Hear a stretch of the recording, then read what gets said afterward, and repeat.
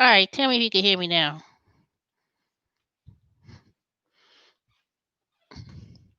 All right, hold on. This is stupid. I'm so freaking tired.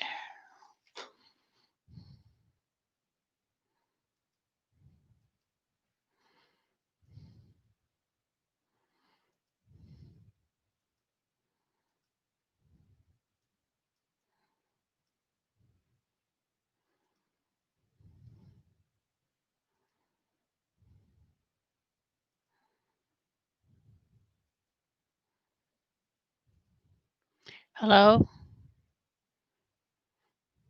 All right, now can you hear me? Testing one, two, three. Testing.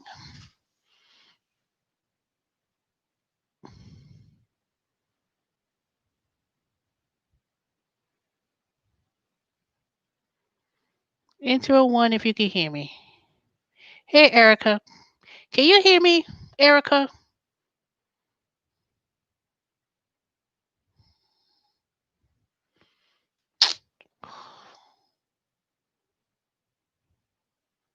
Okay, so you can hear me now.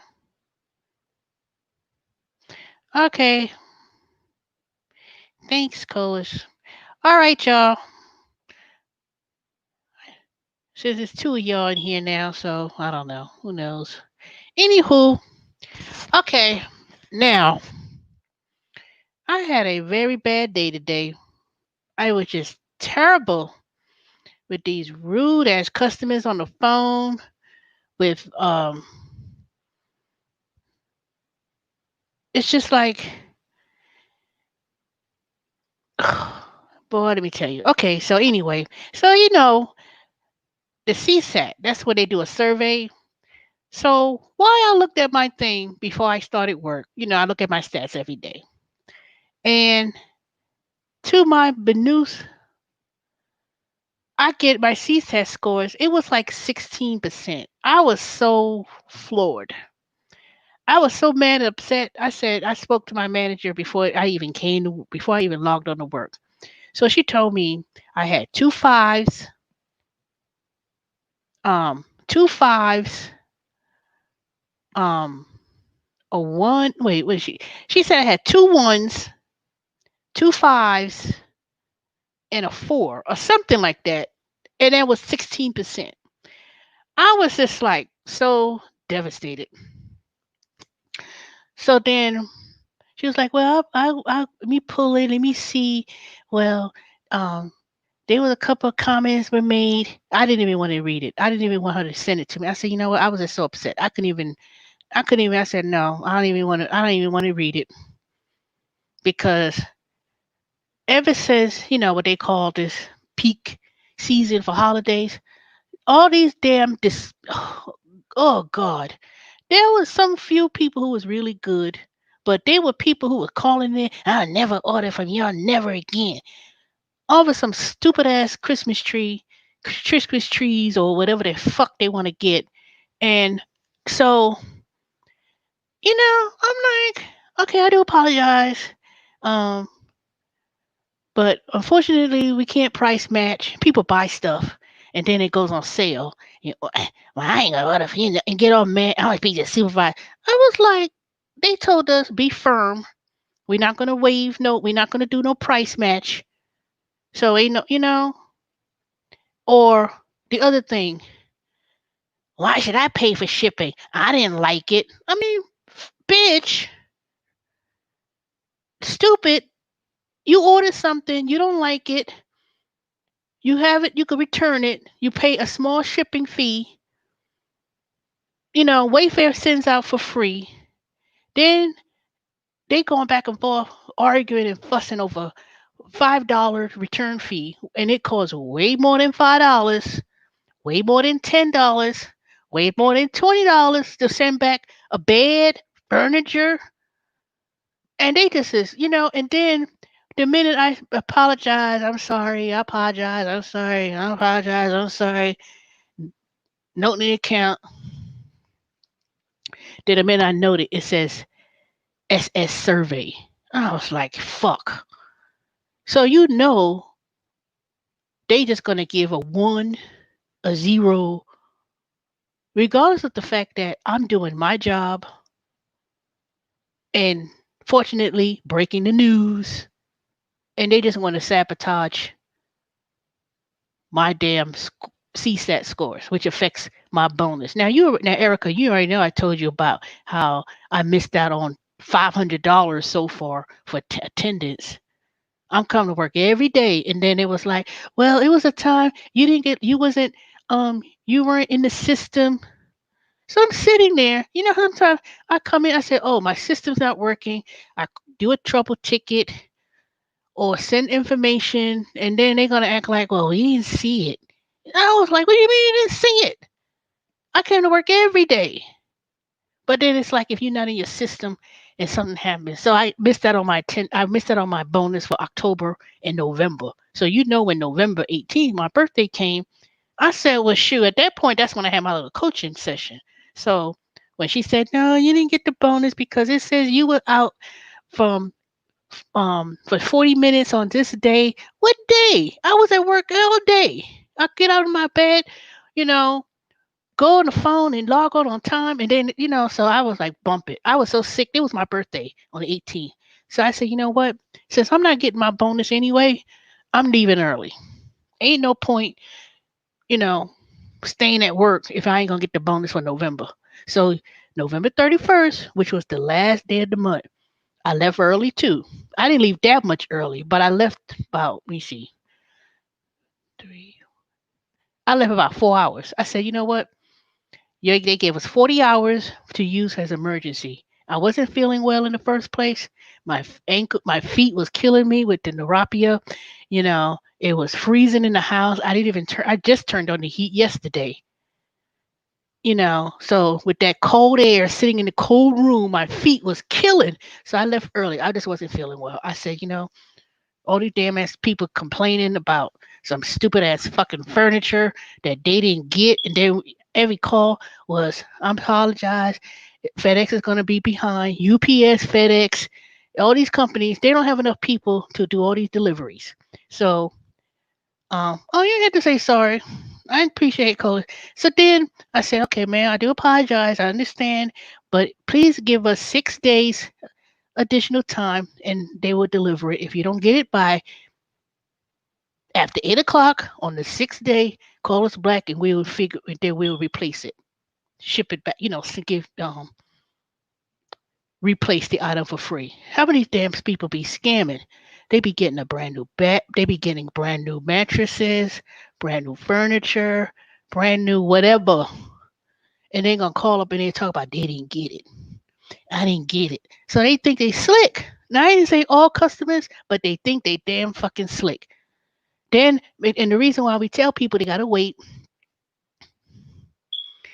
um, that you gotta wait because we don't want to make sure they get duplicate items, meaning you don't get two mattresses, you don't get two chairs, you don't get whatever come to your house, and please wait, please be patient. Well, why you say it was delivered? And then I just said in the beginning, although it says it's delivered, it is not actually delivered. FedEx, UPS, they will basically close their thing, their little handset and mark it delivered because they're behind. How many times I gotta explain that? I explain that all day, every day. People still bitch and complain. But let me tell you about the last call I took before I left work, when I got off at 8. Here come this fucking bitch calling in there about what the fuck did she want? Oh, she ordered 2 rugs. She didn't like the rug because she said it didn't look like the picture, and it is. I didn't like it. It's ugly. I want to return it. Okay, I do apologize for that. I'll be glad to process the return. And da da da da. She called herself a real estate agent, right? So she didn't like the color, and I said, okay, I'll process the rugs. You'll get the refund, and I'll put it back on your card. She started bitching and complaining, yelling and screaming. Y'all fucking me. No, she didn't curse. She didn't curse, but she might as well have cursed. Ma'am, I apologize. I'll process your return. The shipping label will be mailed to you or emailed to you. Just print it out. When would you like me to set up your appointment for FedEx to come and pick it up? I don't want the. Okay, you say you don't like it. God damn it! I'm gonna process the fucking return. Print the shipping label. Put the shit outside, and FedEx will pick it up. That's what I want to say. Then she start. Well, I will never shop at Wayfair again. Well, ma'am, I do apologize. Is there anything else I can help you? And then you could cancel the rest of my order. She ordered a whole shoe of stuff, right? I said, ma'am, would you like for me to process this return and you print the shipping label? Why I gotta pay for it to be returned? I didn't like it.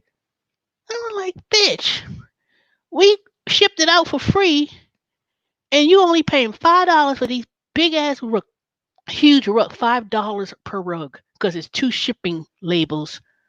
$5 for a big ass rug. Who pays $5 for return for rug for stuff like that? Not no $5. I could tell you that. So after that, I should kind of keep my cool because at this point, I could give two rats ass. So you could cancel the rest of my items as well, and I ain't never gonna shop at. Well, okay, well, sorry, okay. If you want to cancel the rest of the items, if it's able to be canceled, as long as it's not been, and the thing about it, it's already on the way to be delivered. You ordered a whole shoe of stuff. I said, well, ma'am, when you get the items, you have until January 31st of next year to return the items, and you just simply pay for the shipping, ship it back. Don't tell me I want to shop. Okay, you told me. All right, you ain't shopping at Wayfair no more. Okay, big fucking deal. First of all, Wayfair is another more than an e-commerce company that has platforms with a whole bunch of companies that sells on Wayfair's website. Wayfair don't sell no furniture. Wayfair is a third party, just like Amazon. I ain't gonna shop these new. All right, talk about it, do it, then don't come back. Hit the door when it fucking hits you. You know, I'm like, this year I'm almost 70 years old and I ain't shopping here no more. Okay, well, I apologize. I was like, all right, well, you happy Merry Christmas. Thank you for shopping Wayfair. Good night. Ploop. Are your damn people that fucking miserable that you complain about some fake ass artificial trees, stupid ass stuff, and people ain't got no house to live in, barely could pay their mortgage and rent, living in cars, living in vans, living on the street, living in shelters. These damn people, um, you bitching and complaining because um you ain't get how I get it by Christmas. Okay, man, I do apologize. It's gonna be getting you're gonna get it on the 8th, way before Christmas. You know, I was like, oh my god. Then I had Ghetto Fire Shaquita call in here. She ordered three, whatever the hell she ordered. Lamps, that's what it was. Lamp shades. This how she sounded. I can't even emulate how she sounded. Uh, I was paying someone and they hung up on me. And after the more I hear her talk, the more my ears was bleeding. And I was like, okay, how may I help you? Shakita, I'm just giving that name. I want to order. I want to know, um, you got some media light shades in a I don't want no white. I don't want no blue. I want you got anything in orange and or um something in burgundy. I said okay, let me check. I'm going there putting in color skews for lamp shades. Is there a price range that you wish for me to price it down to? Girl, I ain't got no computer. I can't do all of that. Can you do it for me, ma'am? I'm down the choice. Burgundy. I said, well, no, we don't have anything in burgundy and no lampshades. What about purple? Man, the more I talked, the more ghettofied this dumb bitch was. What? What? I don't got no computer. I said, well, do you have a smartphone? You could download our app. I ain't know how to do. I ain't know how to do all that. I ain't know how to do it. I was like, this bitch don't get the fuck off my phone, and and then I'm like, man, we don't have anything in burgundy. We don't have nothing in no burgundy. We got. I could narrow down the different choices, and that's it. Well, just forget it then. I'm like, okay, thank you for shopping Wayfair. Goodbye, bitch. I was like, you don't get the fuck off my phone. You ordered four lampshades, all of them been processed and returned. You calling right back? No wonder why the person who he spoke who hung up on her dumb ass. Someone hung up on me. And oh, you got my number. You give me a call back. I didn't even say nothing. I just like psh, like I ain't even heard her. You ain't bitch. I ain't calling you back. I'm supposed to. I was like shit. Ooh. And this whole it was like ever since this damn what they call peak rolled around, people just been cutting up. Why can't it's been on sale? I'm s- Clear as day, in writing. We do not price match. I was like, exactly. What the fuck? How did you get the damn sh- lamp shades in the first goddamn place? Talk about you ain't ordered on no. Ain't nobody. Mm-mm. So, mm-mm. Nope, nope, nope. I'm trying to be as professional as I could be, asking you questions, and Shaquita Negrify want to be stupid. Ma'am, no, we ain't got that color. No, nope. There's nothing. All the thousands of supplies we have, ain't nobody gonna. There's no burgundy lampshade. I wanted to match my. I was like, what kind of fucking trap house you live at? With this sounded ugly. Thought about she wanted to match it with her fur. Who the fuck? Can you imagine what that hell looks like? Probably that little velvet, cheap 1970s furniture with the crushed velvet. You know that ugly looking stuff you used to see back in the day, and it would be in these loud ass, ugly ass colors that nobody never seen. Shoo, man, bye. And the thing about it, I try to be a little bit reasonable. Accept people for how they are and where they come from and how they may speak. But don't be loud talking to me. Loud talking.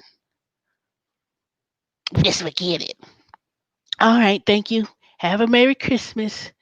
Thank you for shopping Wayfair. Have a good day. Good night. I was like,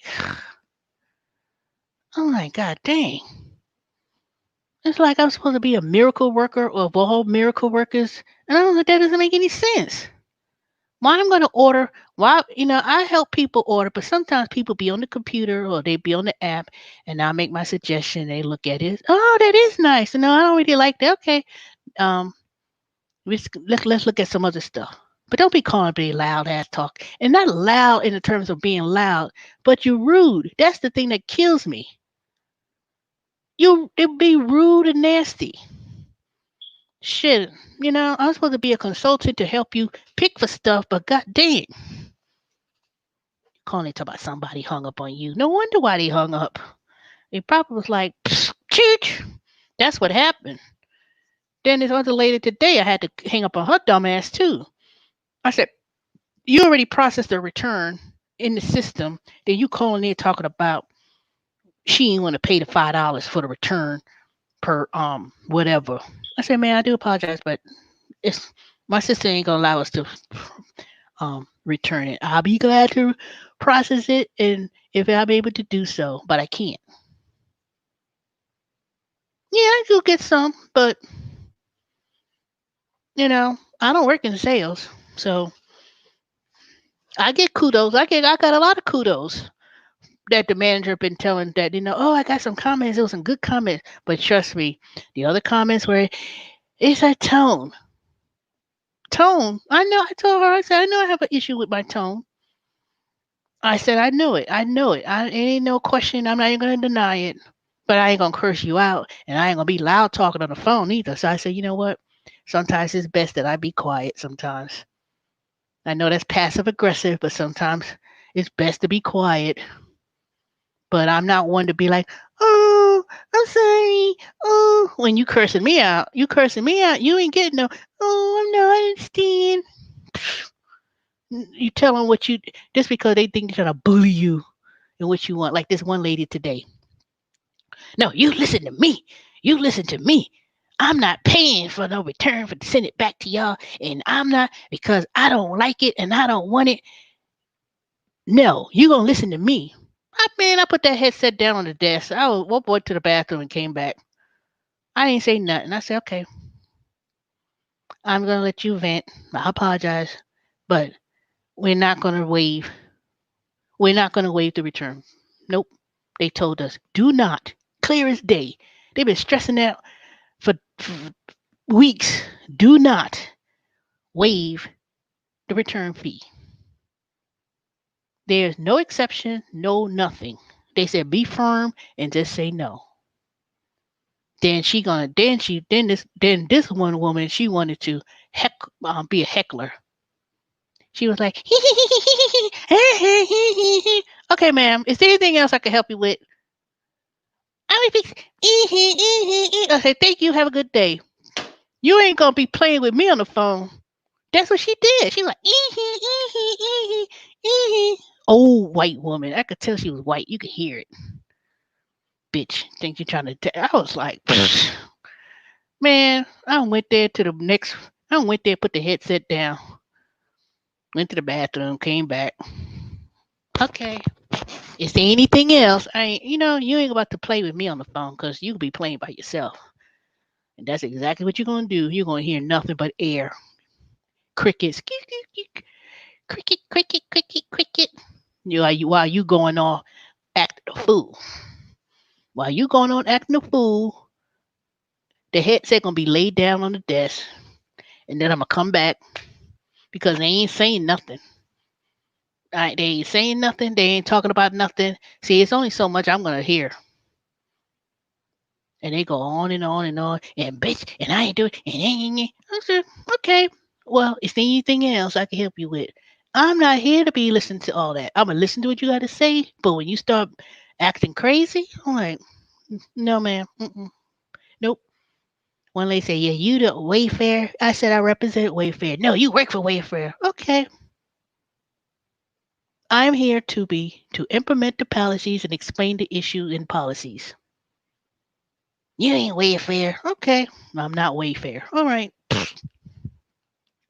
I like whatever. You know, people, boy, I swear. And it's been like this for the last few days. That's why y'all ain't seen me online. That's why I ain't came online for the last few days. Because when I got up from work, I'll be going straight to bed, lay down, drink me some soda or whatever, and just lay down. And it was like, try to look at something on YouTube, silly, ridiculous, or whatever. And I just like, ugh, all of this. And I was like, people, boy, need to, but a lot of people, let me tell you, it gets on you when it's like this every goddamn day. Only 5 thumbs up. I don't know. Like I said, I'm just venting. But these people be a trip. I was like, all this for a damn Christmas tree, all this for some whatever. And I understand, you people need furniture, bed or whatever. But all of this, it was all of this of I'm sorry, FedEx is going to be late. UPS is going to be late. If you don't get it on the 6th day, call us back and we replace it for free. And then I know some people were just running a scam. This one lady, now she wasn't mean or nothing acting crazy, but this was just ridiculous. She lived somewhere in Philly, and it probably wasn't up in the hood. They delivered her stuff at somebody else's house down the street. So she calls, and then I said, "Oh, I'm sorry for that happening." And so she said she had to go and pay someone to get her furniture that was down the street and get it. And then I said, "Well, did you get the other items that was left at the? Did the FedEx leave the other stuff at the other person's house?" Well, I don't know. I didn't go back to the house. Somebody told me it was at this house. I said, "That doesn't even make any sense." I'm sitting to myself. I said, "That don't make no sense." And I said, "Okay, well, if did you go down there and ask them did they had another box that was left on the porch?" No, I ain't do all that.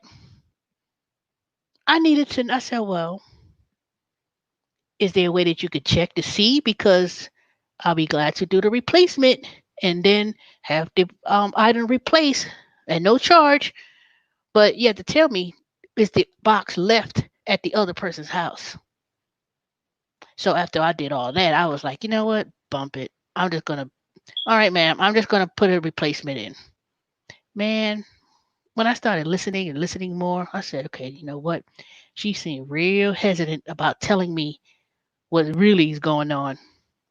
So some people be trying to make up their own furniture store. They be getting a buttload of stuff and trying to say they didn't get it. I said, okay, well, that's why they put that little 6 day wait, and then if you get it, but see, people think they slick. I ain't order nothing. And then you order on the computer and then you're gonna claim fraud. All they gotta do, most companies, all they have to do is check the IP address. And if you ordered it and you say, oh, I ain't do it, it's on the IP address of your computer. You know? Hey David. So boy, most of the time you gotta take people for the word, take them for their word. But man, if you think you're trying to run some scam on Amazon, Wayfair, or on these online companies, you know, they'll they'll say, okay, I'm fine. They'll say, okay, we'll go ahead and replace it. But I could assure you, try selling something that you got and sell some other company's merchandise and you think you're trying to peddle it on what's that thing? Craigslist or whatever. Let me tell you why I say that.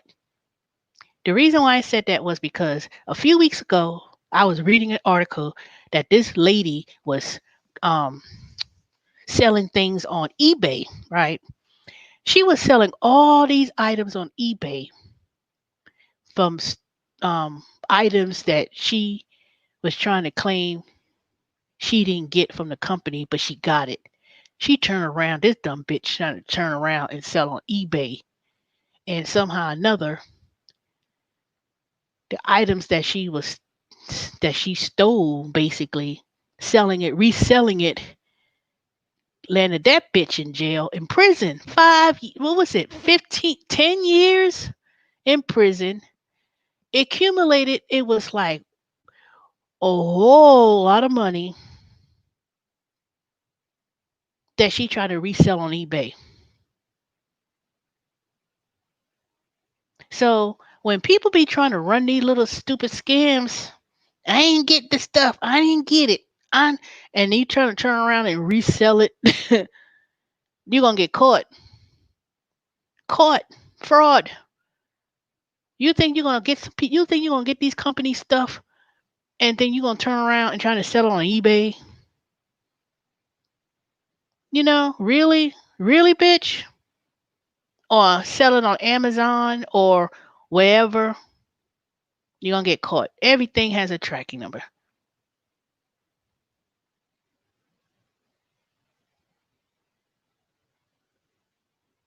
Amazon hasn't gotten smart. They are now taking pictures of the product left at the garage, front door, back door, secure area. Exactly. You mean they haven't, or you said they have gotten smart? You said they hasn't gotten smart, Erica. But even then, even if you take a picture of items and said this is the picture it shows has been left, people still be driving by people's houses, snatching up the packages, and then trying to drive at people's houses and they get in the car and they run to someone's door and snatch. I wish somebody would come to my fucking door snatching something. I got something for your ass. I wish someone did something stupid like that. That's why I be waiting to hear. If I know I'm getting something, I know that I could look at my phone and I could tell from the when FedEx is about to come and say, okay, the indicator.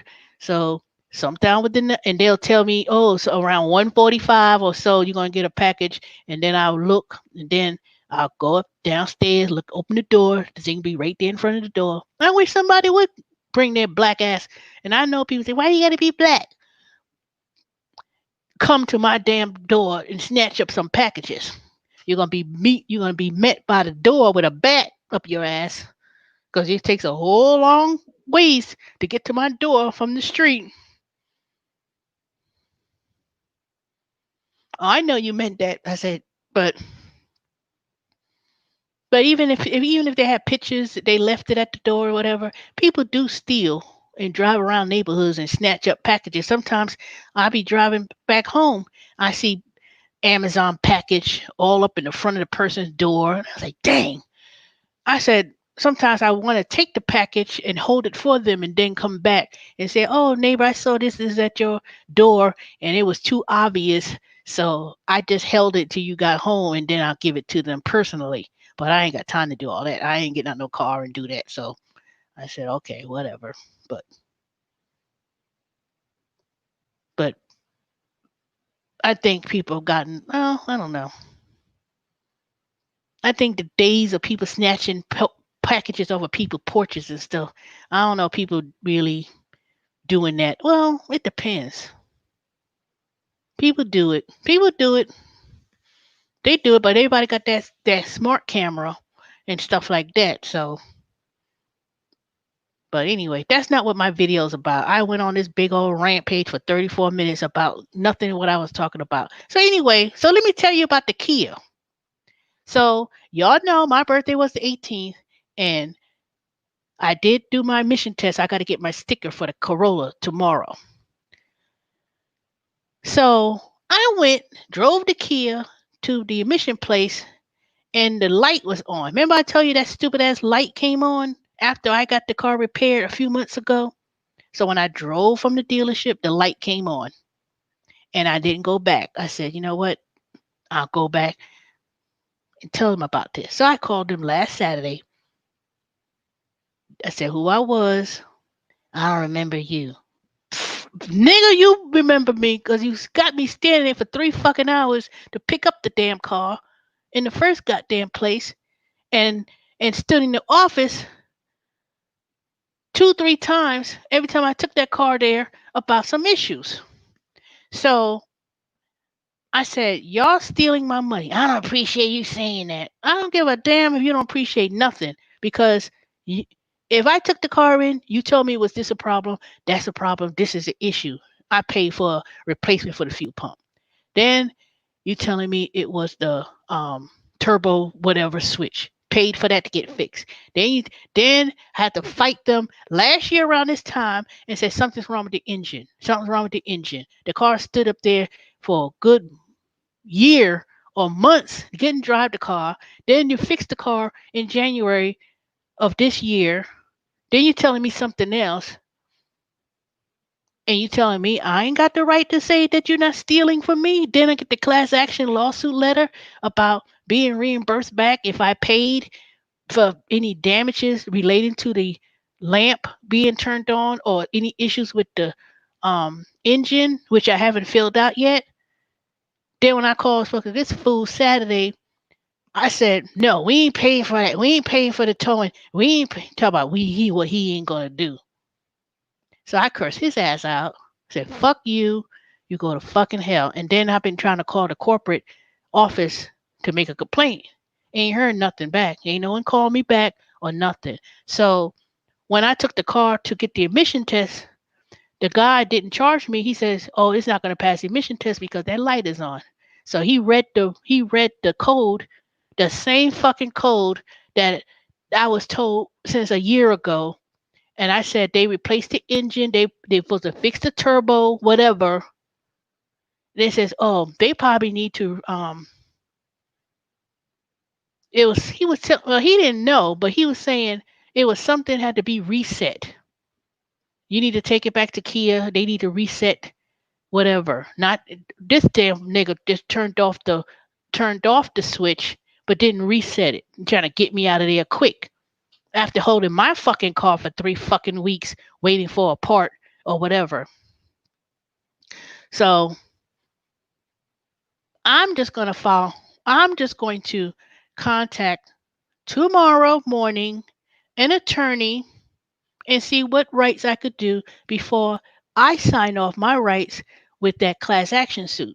I am not dealing with them about fixing an issue with all these recalls. And then Kia and Hyundai, I don't care what year it is, had all these recalls issues. So I'm filing me a complaint. But in the meantime, I'm gonna take that car to that Kia dealership, tell them to reset that, take that engine light, turn it off, and I'm going to Toyota and I'm going to three other places tomorrow. So I went on Kelly Blue Book and they said it will do a written evaluation in terms of buying the car. So the second I pulled that information in, filled it out or whatever, they tell me how much the car is appraised for, a range or whatever. But to get, they need to do a physical inspection to confirm what I put in there. So I got five, six, seven calls that minute I put in information. I know it's auto dial or whatever, or robo, or whatever. We'll be glad to buy your car back, da da da, blah blah blah blah, whatever. Because these car dealerships needs used cars, regardless if it's. I mean, the better the condition is, the higher they're gonna give it back to you. But they're gonna try to put me in another car. Even if I don't buy a car from them, they're gonna give me whatever. So tomorrow, even though I'll be taking a chance driving that car with no unexpired tag, I took the insurance off today. I I took the insurance off. Um,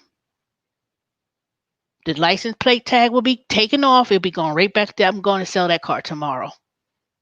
Sometime tomorrow, I'm not going all over Atlanta to see who I'm gonna get the best price from. But anybody who comes closer to what I want, $5,000, $6,000 or whatever, I'm not getting no $500. I know that. But it's gonna be a few $1,000s because it has a brand new engine, it had a brand new tires, it already had the brakes done. Only thing that's wrong with that car is the cosmetic.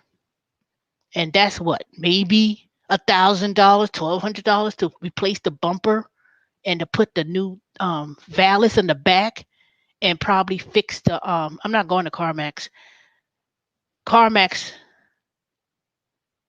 I heard, is worse than Carvana. They'll give you squat. So I'm taking it right on to one of those dealerships because I already went to um they should give you a good bit because you barely drove it. Exactly. 135,000 miles. The Kia had. I would have sold it to you, Dorian, but then shoot, the thing may not even pass me to pass the title along to you. But so I'll let y'all know what happened tomorrow night because by tomorrow night I'm either gonna have some written estimates, and that's what I'm gonna do. I'm gonna go to Kia up the street, not Kia.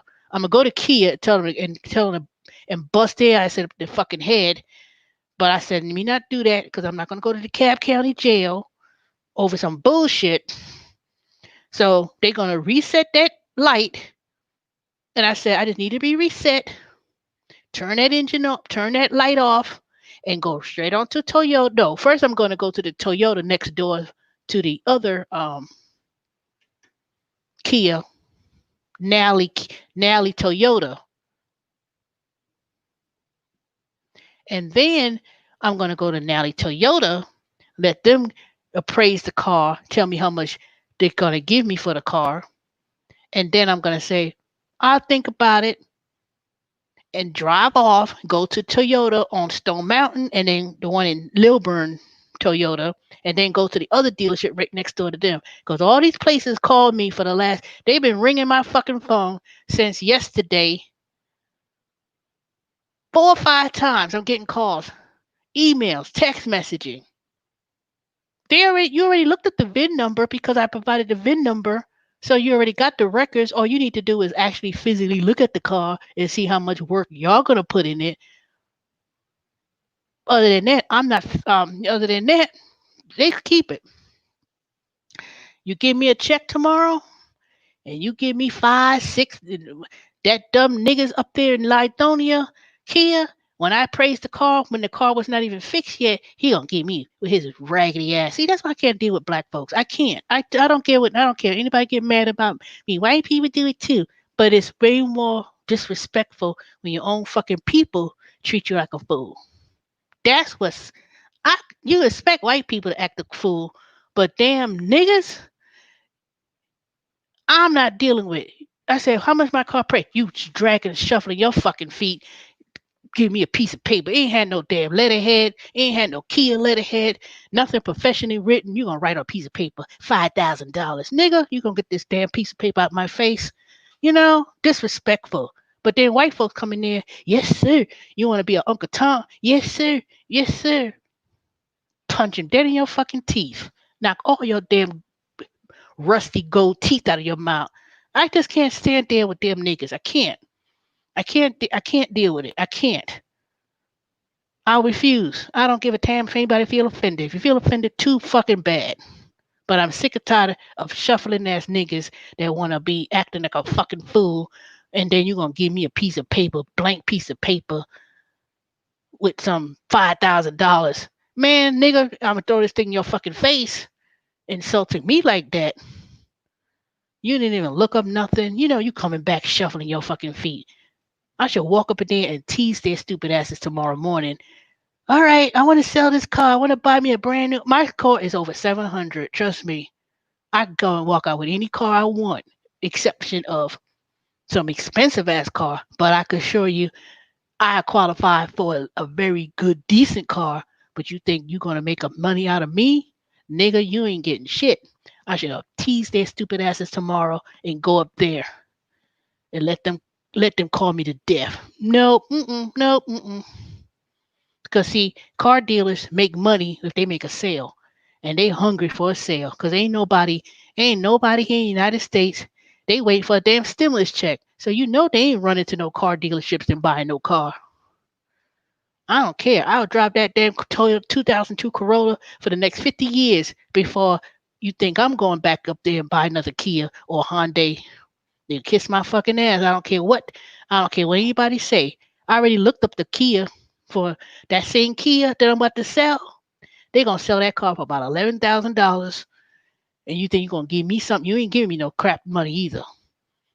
They may not even sell it for 11. They can't sell no damn car. They gonna sell that car on the black market, and because they had a class action suit, they I'm gonna get more money anyway. So whatever check that I get cut tomorrow, I'm also gonna get a check from the class action lawsuit. So give me something stupid and tell me something crazy. And I'm like, okay, one moment, I'll be back. And then I said, let me check two other places, and whoever gives me the best deal, I'll come back before the evening. And then if I buy a car, if I even buy another car tomorrow night, I'm gonna make you grovel because see, they need the money. They need to get rid of those cars off those lots. I know it. They know it. I said, let me check back with my bank and let me check back with the insurance company because they told me that once I'm ready to buy another car, to call them and let them know, and I'm going to be right there on the phone. Hold on, because Geico has a plan on the app. You could put in what the car is, they'll tell you what that car should be worth, how much you should be paying for that car. Let them come off something ridiculous. Nope, nope, nope. Sorry, and watch them call you to death. See, if you ain't got no money and your credit score is down to the drain, they'll even sell you a car. They'll sell anybody a car. Your int- your car payment is based on what the bank's gonna. If the bank's going to give you a loan, you can get a loan with bad credit. Trust me, my credit has not always been great in my years of purchasing cars. Now I only bought this will be a third. Let me see. Mazda Protege, the Kia, and this would be the third. I only bought three cars in my lifetime. Three. The Corolla I've still got. Best time is between now and the end of the year because they want to get. Well, I'm not buying no 2020. I don't give a damn. They ain't trying to. It ain't make no difference. It'll be 1999. They these car dealerships need to get rid of cars. Period. I don't need no brand new car. I could wait. I'm just gonna get rid of the Kia and shove it up somebody's ass, and then um they gonna keep calling, calling, calling, calling. Ain't nobody got no money. Most people ain't got no damn money to buy no car. They still waiting to see if Congress passes stimulus. So I don't know what it is that these car dealerships. Ain't nobody will walk. I I know when I worked at the IRS around this time of the year, to be exact, people had new cars, and they ain't had no raggedy cars at the IRS. They had people buying cars. Shoe man. When things were good, people were buying cars. Now you don't see nobody buying no cars. You seeing people trying to buy used cars. He's saying, I know what he's saying, Erica. David, I need your advice. Cause see, I call you. You don't know how to return nobody's message. I know that. I ain't no dumb cookie. I know when it's the best time to buy a car.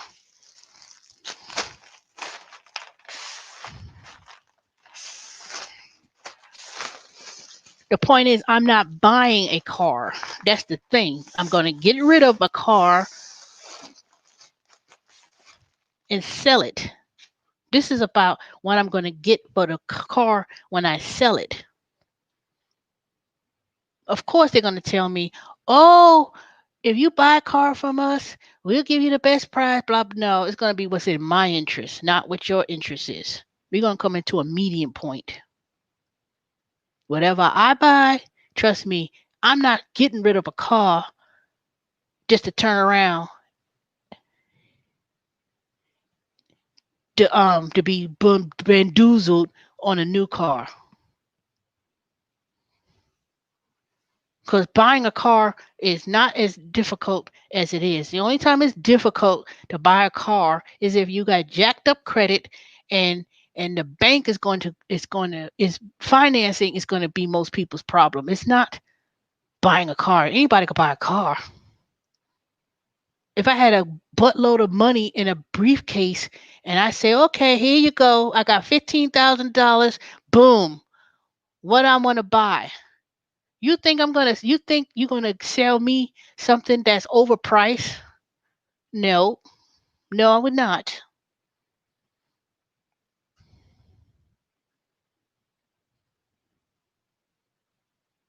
I'm not doing it. So I'm gonna get three quotes. I'm gonna go to Toyota and Stone Mountain or Lithonia or what no. I'm gonna go to that damn Acura Toyota next door to the Kia, get them a price quote from them, drive off, and I'm gonna go to the one in Stone Mountain, 78. There's a Toyota dealership right over there. And then there's the Volkswagen dealership right next door to that. One, two, three. The one in Marietta in Cobb County called me. I ain't going all the way to no Cobb County with no unexpired tag and then no insurance. So I ain't driving all the way to Cobb County. Nope, not taking that chance and doing that. Nope. And then then if I sell the car, I gotta take a Uber back home and call and wait for an Uber. So I ain't going all the way to Cobb County to do that. So it's either gonna be right up there on 78, Toyota, Volkswagen, or Toyota. No, Volkswagen or Toyota, and the one right next door to that damn ass Kia, and then the Nally Kia and the Nally Optima. So that's it. It ain't gonna be too much of a difference in pricing when it comes to what they're gonna give me, because it's all gonna be based upon on the Kelly Blue Book and Kelly Book, and I already went to the Kelly Blue Book and they already sent me some written estimate. So based on the range they gave me, I'll know. Oh, I was gonna go there if that damn Kia place in damn Lithonia act a fucking fool, I was gonna go there anyway, the Kia in Gwinnett off of Pleasant Hill. Only reason why I'm gonna go to them is because I'm gonna ask them, can you check this engine light? Because if they take off fucking day tomorrow at that one in damn Lithonia, I was gonna go to that Kia in Gwinnett anyway. But I'm not buying no Kia. They can come out there and run out there all they want. You, we give you this, and we can give you that, and you can buy this Sorrento. Fuck the Sorrento. Fuck the Hyundai. Fuck Kia, Optima, or whatever damn any line of that. Anything that has Kia, which stands for killing. What the Kia stands for? I heard about it one time. Kill something something. Kill. Nope. I don't know what the hell was I thinking anyway. Buying a damn Kia. Korean car at that. Dang car. No wonder why the car has a 10-year, 100,000 warranty. The thing only gonna last for 100,000 miles, and that's it. That's not never again. Never again. Never. I don't care. I'm gonna make me another video, not a live stream video, and I'm gonna dog out Kia on YouTube.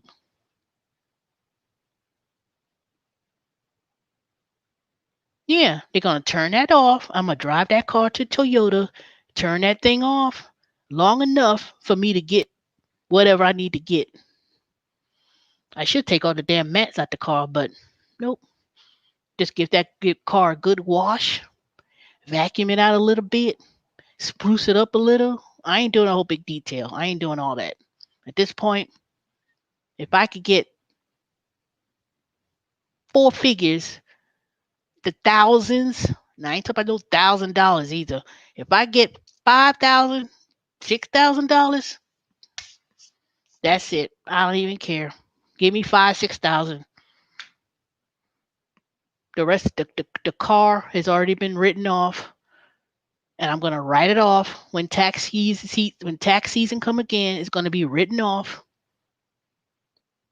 and it's gonna be taken off as a loss because anytime you sell something like a car and you gained, you have to report that capital gains. So since that car was strictly for business, it don't even make no difference to me. All that money I put into repairs is going to be right on my dang Schedule C. And then my class action lawsuit paper, I'm taking a loss on that depending on which category. I could do multiple categories. They could reimburse me for the repairs and they could reimburse me back for the difference in loss and value. So I still make out like a bandit. But I can assure you, I'm not buying a car. I'm gonna let them grovel. I'm gonna be like, the deal would have to be excellent for me to say, y'all, guess what I bought? And it ain't gonna be no other car either. I might buy me if I buy me something, it might be like a little small little SUV used. When I mean used, I'm talking about 2, 3 years old, and that's it. But for now, whether I buy another new car, I'm bye Kia. That Kia, it had its good moments.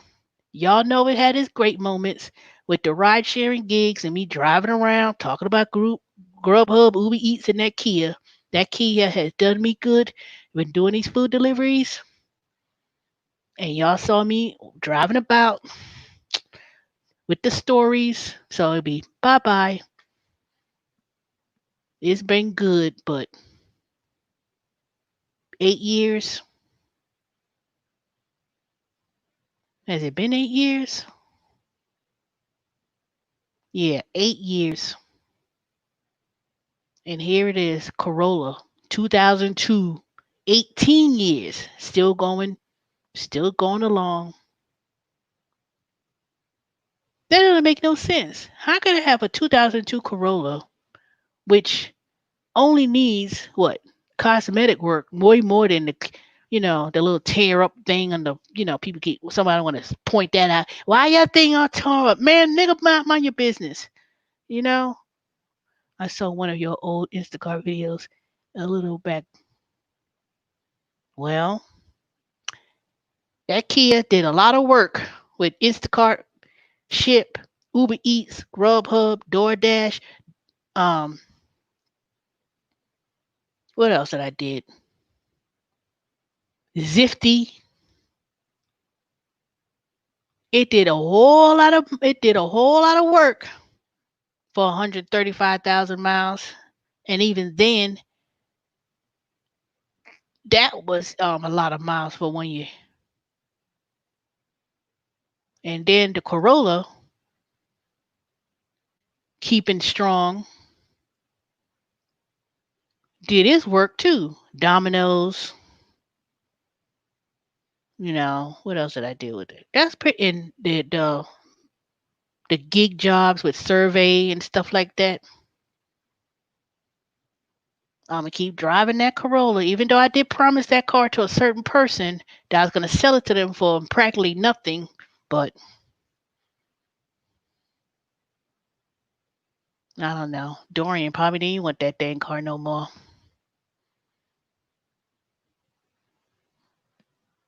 But the Corolla, pushing strong. Let me tell you, the only time I hear a little rattling noise is when I drive the car to the point where dang ain't got no oil in the car. That's the only time that I have issue. Other than that, I put me some 5 quarts of oil. That thing is squeaky, running like new, running strong, no problems, none.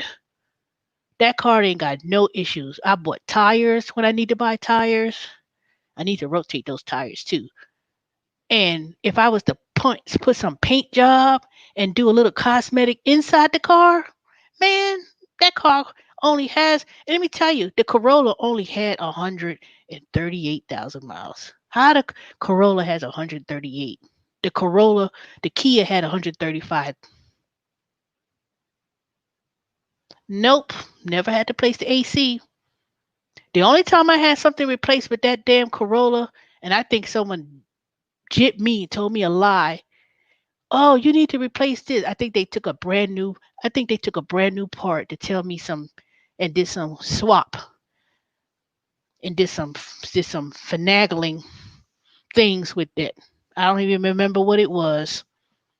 But oh no, it's something wrong.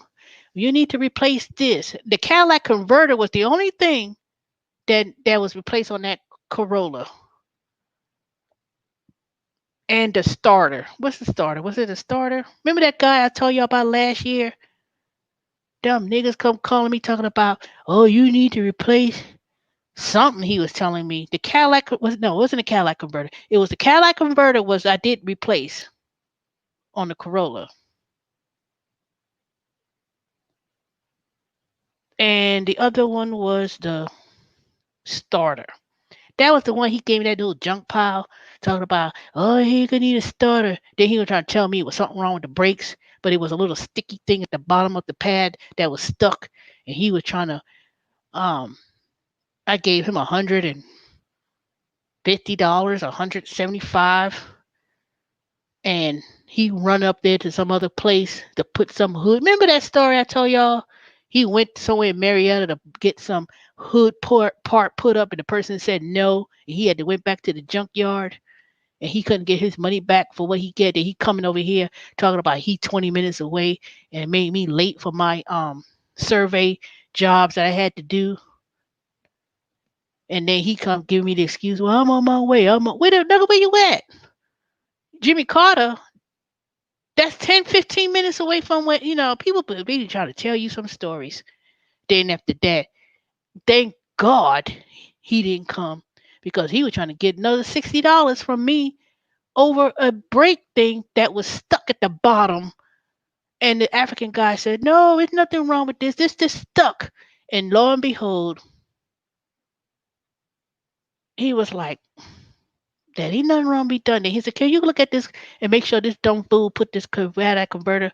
Yeah, he did it right, but it shouldn't have cost that much. And I said, okay. He overcharged, he tried to he overcharged me. But I said because he did it at the last minute and I needed an emergency at the time, it was some fool that I saw on some neighborhood website for neighborhoods, and he said he was a mobile mechanic, and then he come over here with his raggedy ass car, and then this other lady followed him to my house talking about where he was at. You gonna call some bitch to come to my house because she needed her car done? And I was like, and followed and went to my house and my address looking for you because she needed her junky ass car to be fixed. And then he come run behind me. He did a little something, and I looked how he put it in there. I was like, you know what? If I had some goddamn tools, I could have done that myself. It was so simple. It was so simple. When I sit there and watch, really, I could have took two knobs, two screws apart, and put the same damn Cadillac converter in there. The Kia, the Corolla is so easy to fix. So I eventually took the Cadillac converter to this not Mexican. He's not Mexican. This Latino guy, real nice looking too, up in Buford Highway, who did my Corolla and replaced the Cadillac converter. That ain't had no problem since. So anytime I have the issues with the Corolla, I'm going straight all day to him. Reasonable price, professional. I ain't gotta be like, oh my god, did he put a junk in the car? Nope, nope. I went to two black folks, no, three, to get something done. Well, I don't know. I can't fix that. What? You can't fix a Corolla? A Cadillac converter? Man, I'd be so disgusted. I'd be so disgusted. How much is it gonna be? $500. $500? How much is the part? They be trying to rob you blind. I swear to God, they trying to rob you blind.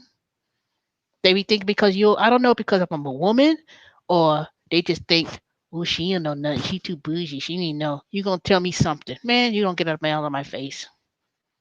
People, boy, they be trying me. They be thinking, oh no, this she ain't know how to do no car. She ain't know nothing about. I don't mean I know how to fix a car, but you ain't gonna tell me something stupid.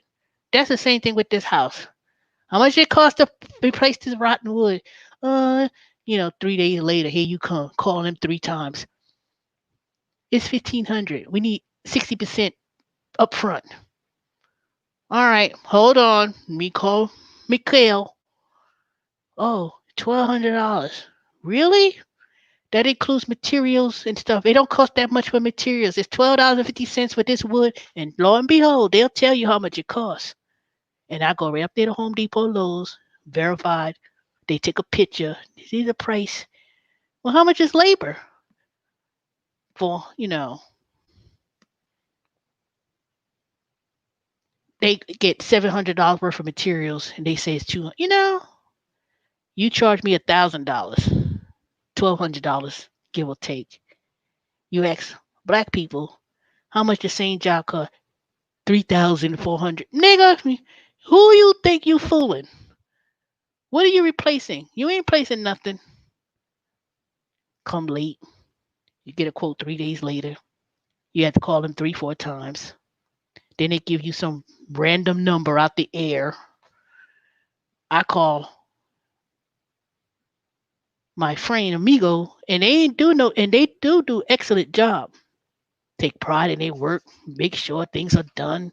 You know, make sure things are done. And then I said, well, what about the materials? Oh, we may have those materials if they need something. Oh, I need to go to Home Depot. Let me go take a picture when I get to the store, and this is how much, this is how much it costs. Okay. And then after that, they get it done. Then they ask, oh, no, no worry. Pay me after I'm finished. Where the hell I'm going? I'm not going to not pay somebody if they fixing my house.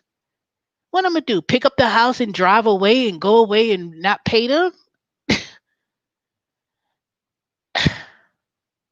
I don't understand. Why?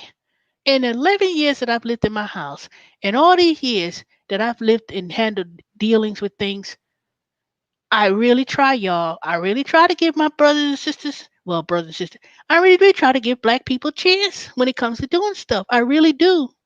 I really do try to get them to do things.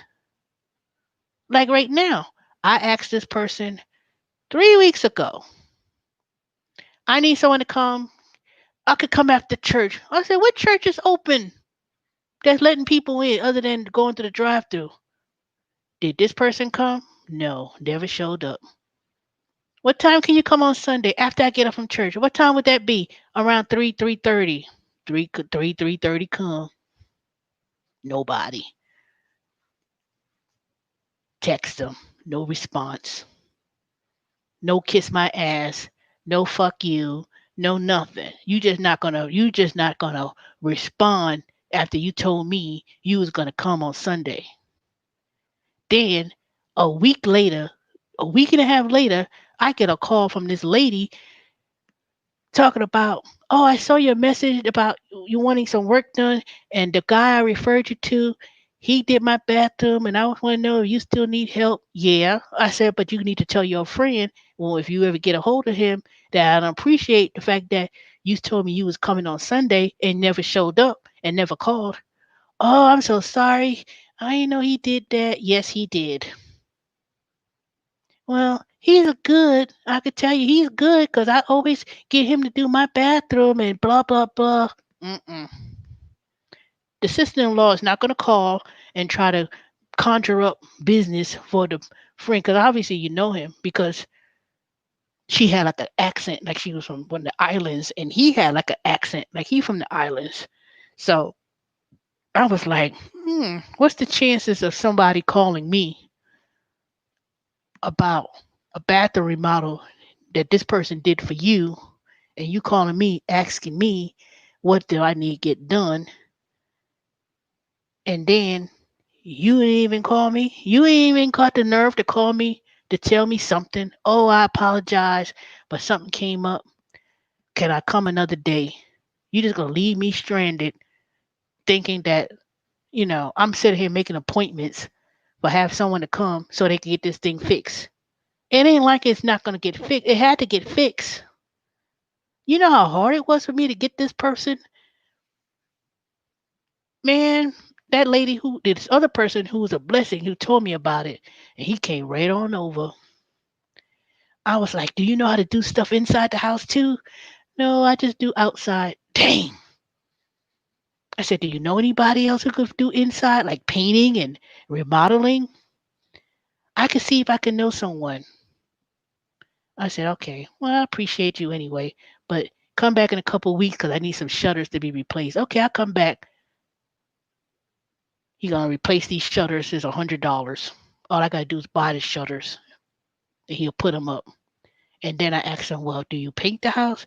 Yeah, we could paint. How much you can paint this whole house? 1,600, including the paint too.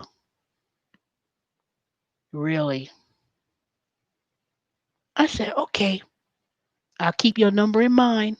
And when spring come, I appreciate if you come back and you can paint my whole house.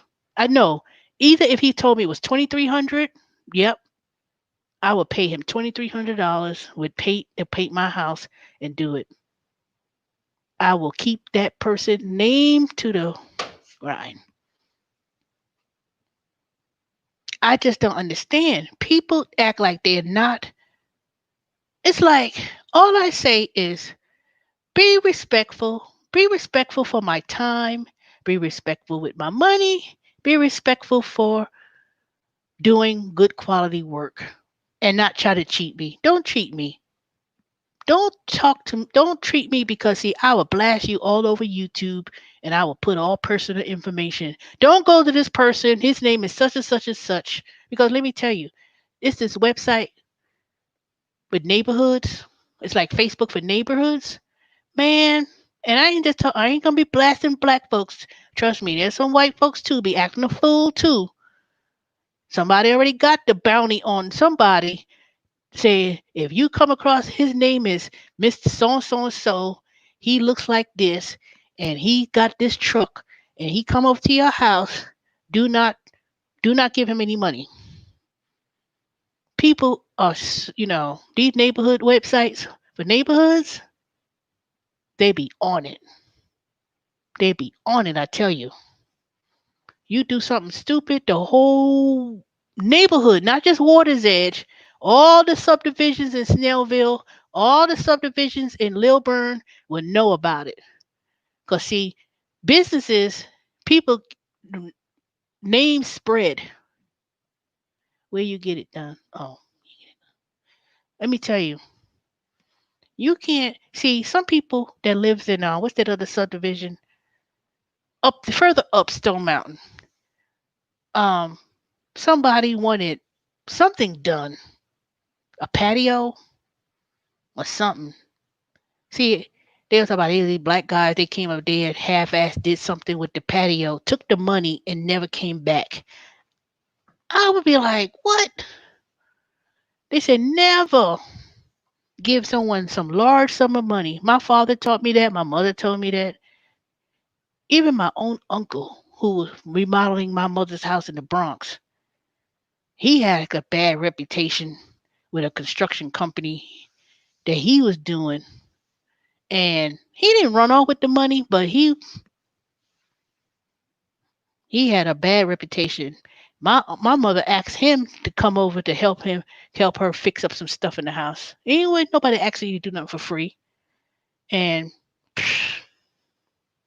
mm-mm, nope, she went there and got some um, Hispanic people to do the remodel and fixing up. Same thing.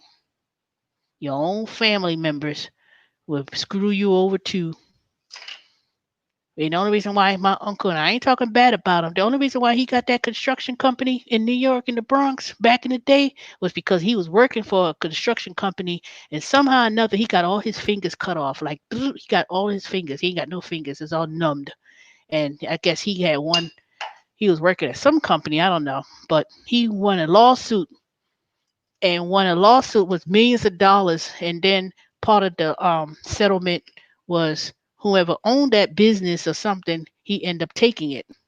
It became part of a lawsuit. That's how he got into the business, because it was a lien, and the settlement was won, and that person, whoever owned that construction business, had to give it to my uncle, and all other kind of monies and assets that came along with it. But in terms of him being like a true construction company, mm-mm. They say he kind of dropped the ball. You know, I just don't understand it. People, some people, everybody, just because you think you own a hammer and some nails, don't make you a construction worker. Trust me, that don't mean you know, just because you got something, don't make you say, oh, you know about construction. You'll be surprised. People think they got get some little truck, and they think they got their little cheap ass supplies, and they be trying to, oh, I know how to do that. And then, I hate macromanaging people. I hate it. I don't like to have to stand over you, be like, let me see what the hell you doing. Why that look like this? Why that's hanging from the? Are you gonna make sure you're gonna fix that before you leave? I don't like doing that. I don't. See, I'm a let you come and say, okay, call me if you need me. I'll be in the house. And then, I'll go out there and see how things are coming along. Look, I say, okay. And then go around back in the house. But shoot, some people, when you have a feeling about stuff, you got to make sure you follow your instinct about things and trust and believe. Don't ever do nothing out of desperation. And I've done that a few times, you know, and not go by my instinct and follow through and say, no, something ain't right. Don't feel sorry for people. That's the problem. When I first bought my house, people's like, oh, well, I do need some money. I need to get this done, and I could do it. And then when you look at it, you be like, something ain't right. That ain't look right. Everything ain't gonna be perfect. Mm-mm. Nope. I dropped the ball one time. That's why those floors are jacked up downstairs. And never again. I said, I'm going to keep this for 12 years, 13 years. So in a couple years, that whole downstairs floor, foyer is going to be broken. Now, if I have to break it myself with a sledgehammer, I'm going to break that foyer up, lift that old ass wood that stuck, that it wasn't even properly done. After I get my 10, 11, 11 years, well, this is 11 years, give myself next year, keep it for one more year, save up some money, and get somebody to redo that whole thing downstairs again and then remodel, and that's it. But my first rule of thumb, if I call, okay, give me a quote, and I got to call you two times. Where's the quote? Where's the quote? And you come late? Nope, nope. Thank you. A company right now calling me from 3 years ago. Anderson Construction. I called you a couple years ago and I needed some work done. Ain't never came by. Well, we can't come today. Our person say he's sick. Sick?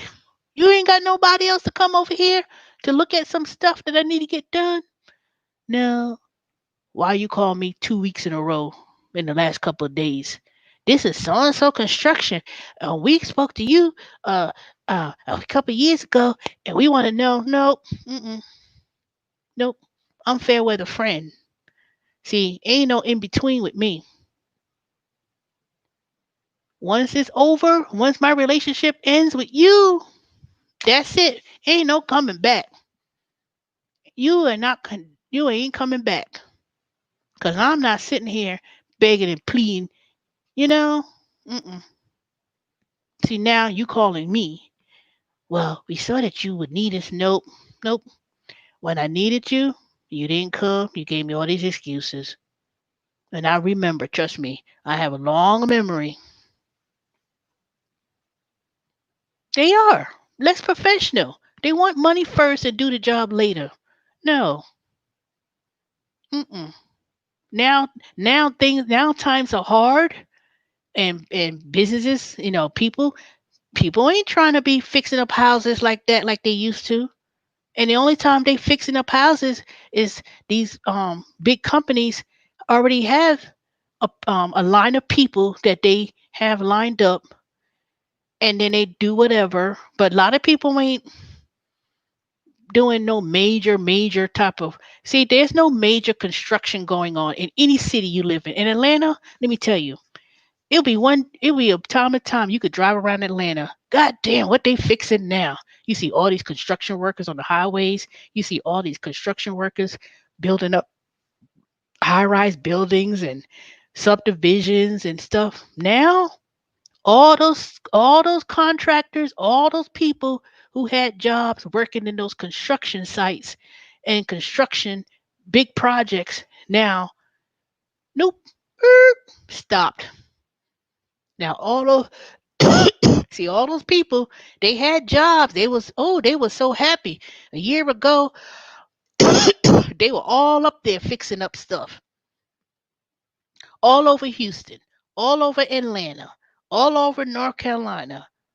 Where else did I've gone to? I went to Texas. Yeah, all South Carolina. You see all these companies doing construction, building up brand new buildings, building up this, building up that, building up now. You don't see nobody building. I mean, yeah, you may see some people fixing up a little thing here and there, but on a whole, man, construction went down to the whoop. That's it. They may fix up the roads, but that money has already been expenditured out months ago, a year ago. So you don't see a whole lot of that federal money that they was giving out to construction on roads and all that stuff. Man, they been gave that money out. They been fixed whatever they need to fix. And that's it. Housing construction and all that stuff. Nope, no more. So what do you think is happening to all these people who had all these jobs and stuff? Now you got to go back to the little person like me. Oh, we now you driving around in your truck. They ain't got no job. Then you got to resort yourself to landscaping, cutting grass, and then now the season for cutting grass that's gonna end soon. Now it's time to blow leaves. But how much money you think you getting from that? You only got a couple more weeks. After that, ain't nobody getting flower beds done. I know mine get done, but I could assure you I'm gonna bring my butt out there someday before it and do it myself. People always be trying to mm-mm, go and hire one of these high school kids and say, "Up, hey, who needs money? I need somebody to break these leaves." And it ain't that much raking the leaves. All you gotta do is take the lawn. All I gotta do is take that lawnmower and mulch it into the grass and call it a day. And a few more weeks, lay out some of the emulsion or whatever I need to do, and that's it. People gonna be running around hard up for money, and that's it. But hold on, I'll be back.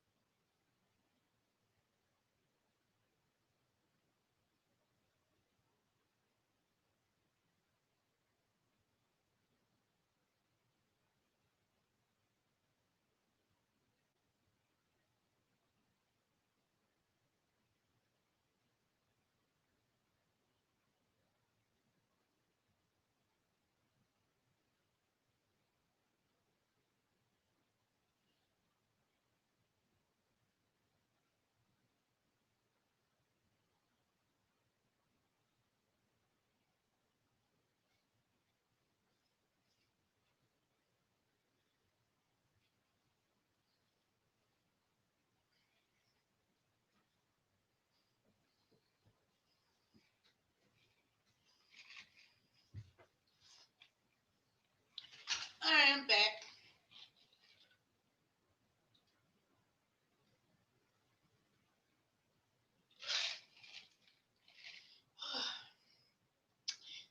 This is Arizona fruit punch. You know that one that has mucho. whatever, the Arizona tea, and I got this fruit punch.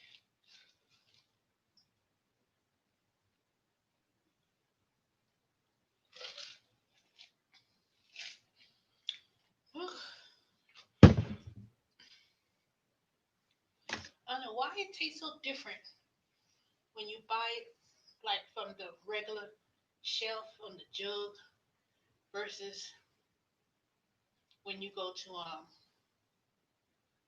not Quick Trip because Quick Trip don't sell Arizona tea fruit punch.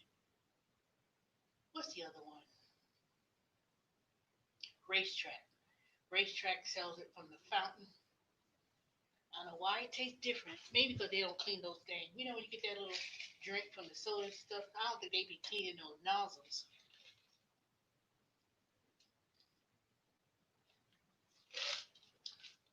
But Quick Trip they use filtered water when you get the soda. But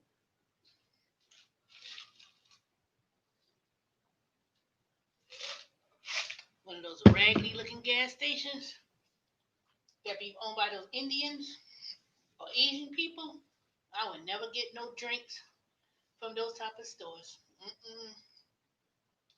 There's something about that fountain. They don't clean it, so I'll be like, mm-mm. Or 7-Eleven. They don't have 7-Elevens in Georgia, but if you ever see a 7-Eleven, it usually be raggedy. And and I know somebody's video. Tina Talks. I remember one time she was doing. I was watching her video a couple of days ago, she was going to pick up food doing Uber Eats up in DC. And she went to get this. He told him, you know, your drink machine don't work. And somebody made a comment about how those filters be dirty and how they don't clean the filter lines when it comes from the soda. That's why I don't, I only go to Quick Trip because I know what sound is broken. Wait a minute. It's supposed to be my headset. I talking and the headset is on. Now you can hear me. So, anywho, that's my little rant for this evening between the situation at work with these and the Kia situation. So, oh, they finally fixed um my Omni interactions. So after all these weeks, it's finally working. So I could now take calls to place orders for Harry and David. So the other day I said, okay, let me see if it worked. And I put myself in available. And the second I had a call came through. I wasn't even ready. I was like, dang, I ain't had the password to take an order. So I was just talking. Okay, I'm sorry, but my computer's not working. And gave them the order number and stuff like that. So I should get a little check coming up. But I will be setting, I have to look at the schedule, but I'll be taking calls tomorrow. I think I'm gonna do something tomorrow and the coming weeks. I know I set myself up for some hours coming up. So I'll be doing that. And then I've been working overtime at Wayfair. So I'll be working not tomorrow because I was supposed to work tomorrow for overtime, but then I canceled it because I wanted to do email. And then I try to put myself back on email, but they haven't been busy. They've been asking people to take VTO. So they not been as busy as they got more people working than they need. So I took my VTO. Did I take it? I think I did it Saturday, or did I take it Saturday? I know I left for emergency Monday. That wasn't VTO. I think I took VTO one day, but it was only like an hour It wasn't even an hour. I can't remember. I thought I took it. Maybe I didn't. I don't know. I know I took it one time, but I didn't. I'm not trying to do that. So I have overtime Friday. I'll be on emails, so I won't be on the phone. So I'll be doing emails Friday. So I know they're gonna say, "Oh, if you want to drop overtime, you could cancel it if you want." But I'm gonna sit there and do that overtime for email, answer emails all day long. I think it's like an 8 hour day. You see, 10, yeah, 8 hours. So that should be pretty good. And they have overtime for the next few weeks. And then I'm gonna do some work with Harry and David. I'm gonna do a few hours here and there. And then survey.com and what's the other company? Survey.com, Observer, and even The Source. That was the one I was doing mystery shopping for Sprint.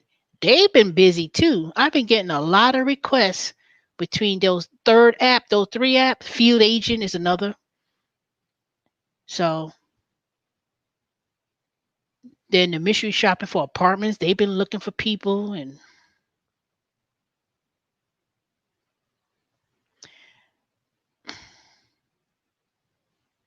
why y'all sending me damn if you live at 6939 blah blah blah, voting records say that you may not have requested an absentee ballot for the January 5th runoff yet.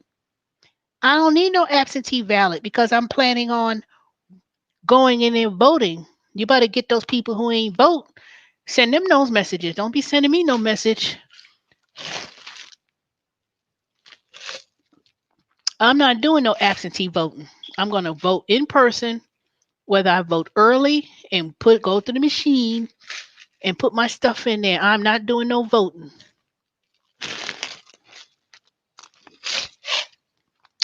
Well, Peterson, it's not that I be finding the jobs. It's just that I've been doing these for at least over a year. I've been had these jobs and apps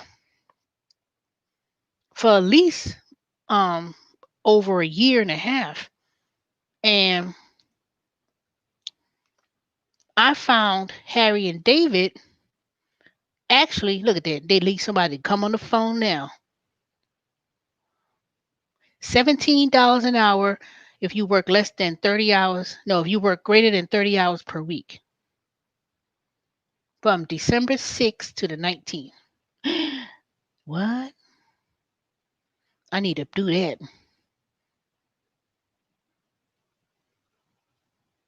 Pick up shifts in humanity today. Earn 17 an hour if you work more than 30 hours per week.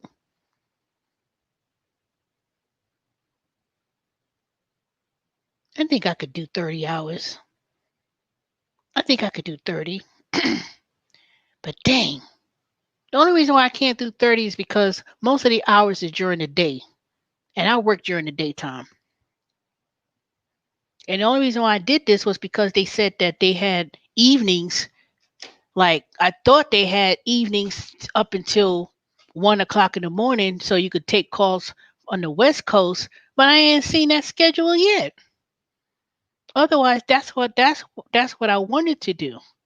I was gonna work like 8 o'clock p.m. till about 12 midnight, 1 o'clock or something like that. But then when I saw most of the schedules during the daytime, I was like, well, dang, I can't work during the day because I'll be at work at Wayfair during the day. But I'm gonna look on there and see what they got because if I work more than 3 hours overtime during the week, I get double pay at Wayfair. So I would get $28 an hour if I work more than 3 hours in overtime. So it was better for me to try to do as much overtime with Wayfair because I could do email because I ain't trying to be on no phone for no 20 extra hours or whatever on the phone. I mean that's good and dandy and all, but when people start yelling, carrying on, acting crazy and stuff, that's I can't hear that constantly all day. No, and it seems like, dang, why are they coming to me with this? And I know people say don't take it personal, you know, but sometimes you just have to kind of. I try to turn the volume down low, let them vent and talk, and that's it. And be like,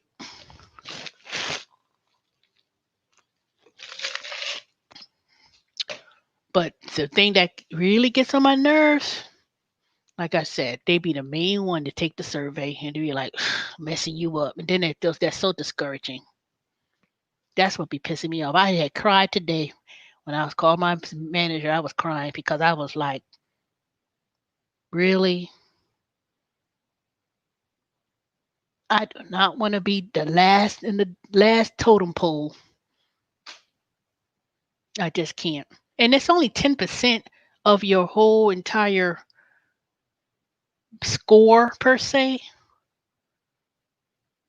but and it's good in a way that it's only 10% of in these other things factor in it.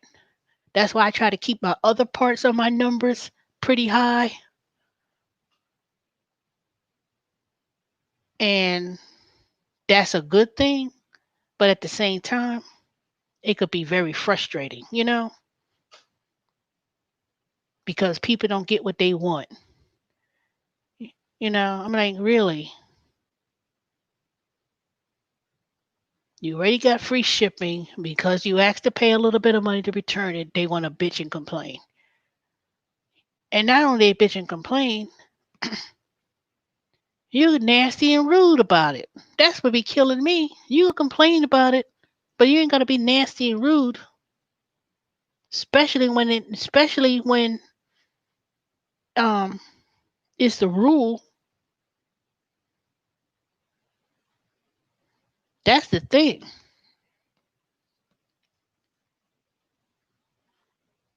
That's the main thing.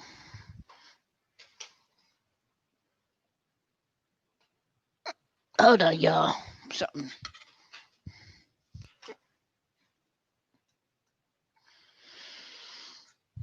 That's the thing about it.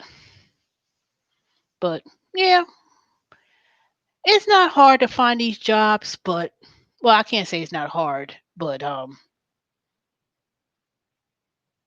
lot of these jobs that I find, it doesn't pay a whole lot. That's the thing about it. Like right now, Working Solutions is hiring for the tax season, and they're hiring with thousands of people across the country to help people do taxes, answer calls about TurboTax and whatever. And they'll give you a little something something at the end, but they'll pay like 13, 14. I won't say 15, but that might be stretching it a little bit. But a lot of these companies hire people to work as independent contractors, third party, because they get $3 of your pay. Like they pay you 12 or 13, but it's supposed to pay 16 or 20. They supposed to pay $20 an hour, but they taking $5 and you getting $15 and they keeping the five or $6 or whatever. So they making $6 per person off to for the company. So if they needed to hire, say, 5,000 people across the country and $6 or $12 or whatever the fee is, they making a killing. They making a killing by hiring people as 1099 to to use your own computer, use your own electricity, internet, phone, this, that, whatever. Add this software to your computer.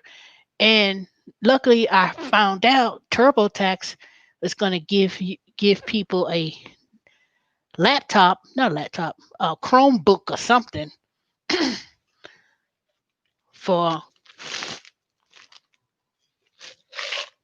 TurboTax. But I rather I rather work for TurboTax directly versus going through, say, Working Solutions or what's the other company? What's the other ones? There's some other ones. One of them, they want you to pay a fee, $60 or $50 per 2 weeks. Arise, that's it.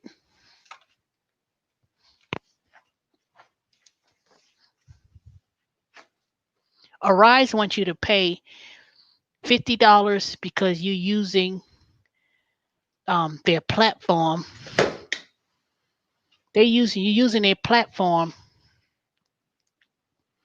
to use their systems so you can work TurboTax. I know Arise is one of the companies. Arise, Working Solutions. Um, there's three others or four others. They all working with TurboTax to handle calls during tax season. So if anybody's looking for a job or making some extra money, go to Working Solutions. I'll put it in the link. I'll put the company name in the link. Working Solutions is one. Uh oh. Where's my moderators? I thought I had some moderators. I guess I gotta get me some new moderators. Working Working Solutions. That's the name of the company. I don't recommend Arise because Arise, they want you to pay $40 for a background check. No, 30 something dollars for a background check. They want you to um,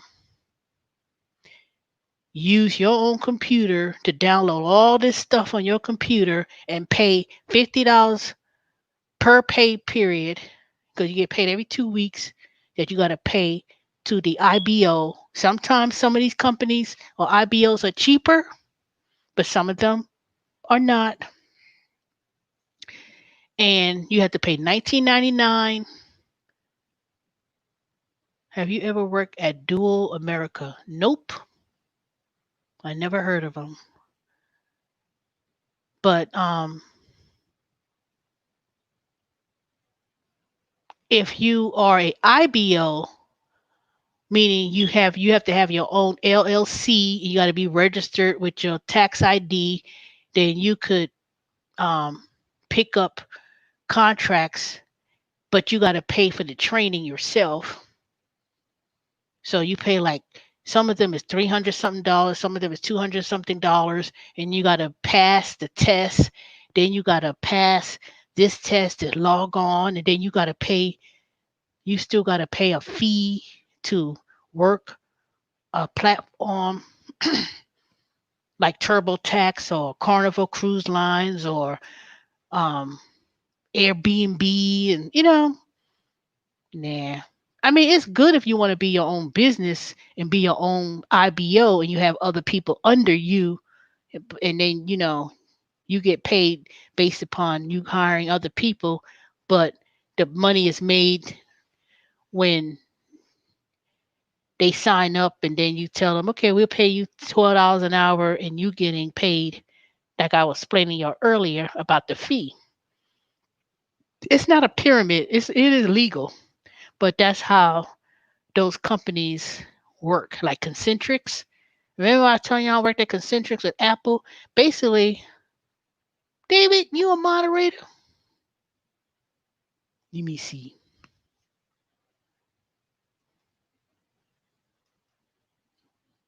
Oh, okay. Well, I don't know. Ain't no foolish trolls been coming in, so that's good. But then, like I said, there's a lot of companies that'll be hiring. Now, I don't know how the economy's going to be next year, but I've been watching a whole lot of different YouTube channels from people speaking that,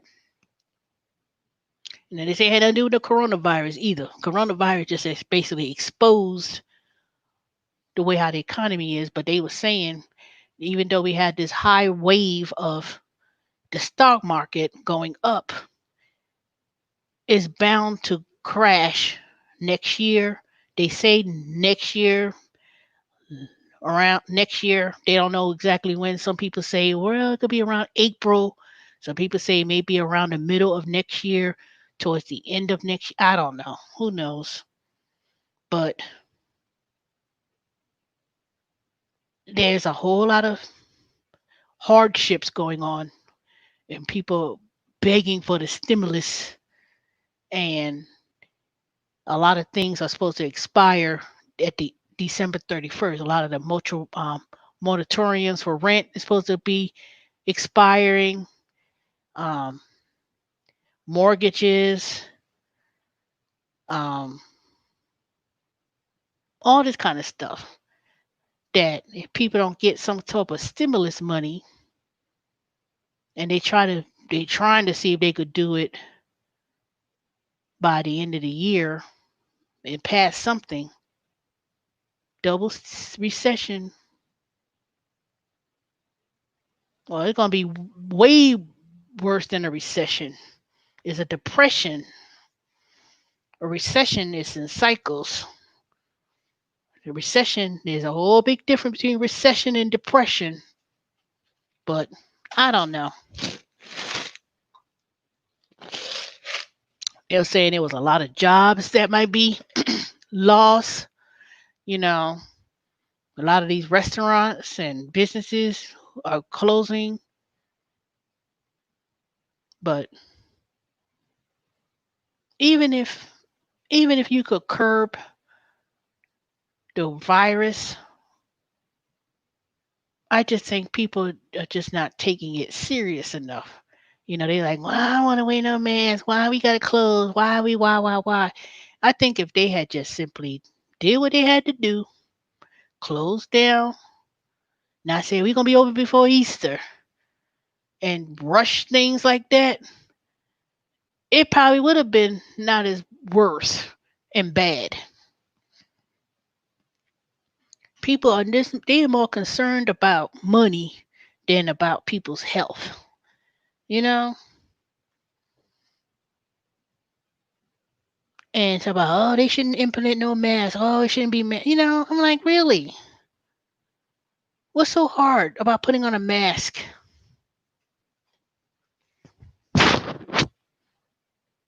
It's socialism. It's against my right. Just because Trump said that they're not gonna fall for that fool, and look what happened. He still got people brainwashed about the election was rigged, but he ain't produced nothing.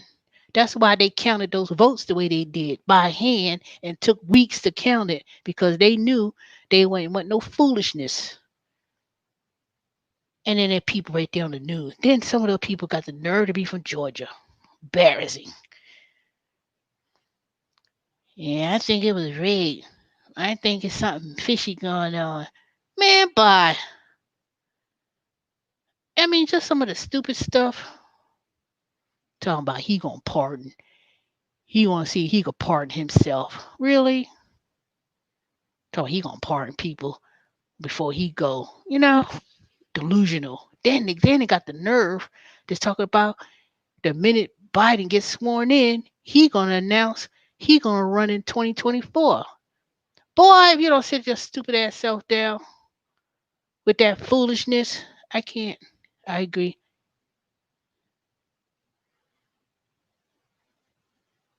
He's talking about the minute Biden gets sworn in, he gonna announce he running for president in 2024. You know, this is making himself like a fool and a mockery. They need to hurry. I hope these damn Republicans they realize it's hurting them more so with this foolishness. I just don't understand it.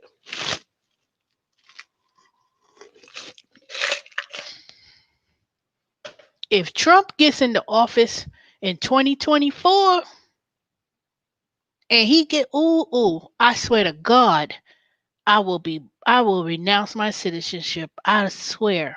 I will I know it's expensive because I was reading that today. How you do it, you had to pay all your assets you got. You got to pay the taxes before you exit out the United States, and then you got to pay for dual passport. I don't even got one passport, but I can assure you, if that fool announced something crazy, I'm gonna get a passport anyway because I'm gonna talk about it with this other person, Leslie. I said I decided where I would like to go. I want to go to the Bahamas. I'm gonna call her up tomorrow, see if she want to go to Bahamas. And he talking about the minute Biden gets sworn in, he gonna announce his presidency for 2024. Ain't that most stupidest shit ever? And then people still talking about in on CNN in Georgia. I'm gonna keep my flag up. They gonna keep the Trump flag up. Talk about he got robbed. I was like, I said, people, how the hell did you rob something when you could had Russian interference in the elections and that illegal stuff he was doing, and you got the nerve to say you got robbed of the election?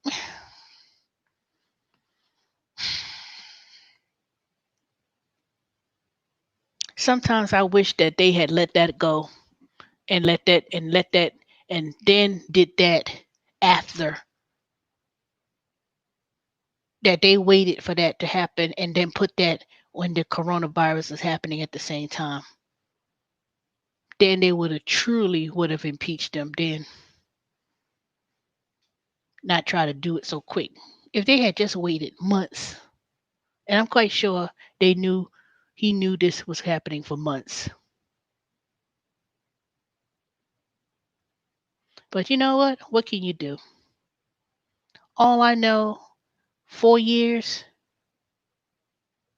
January 20th come. Ooh, I can't wait. And the news media, news people, they better not even try to give him any type of play on the news. Let him hell he get on. The only thing I want to see with Trump is when they booted his ass at the White House.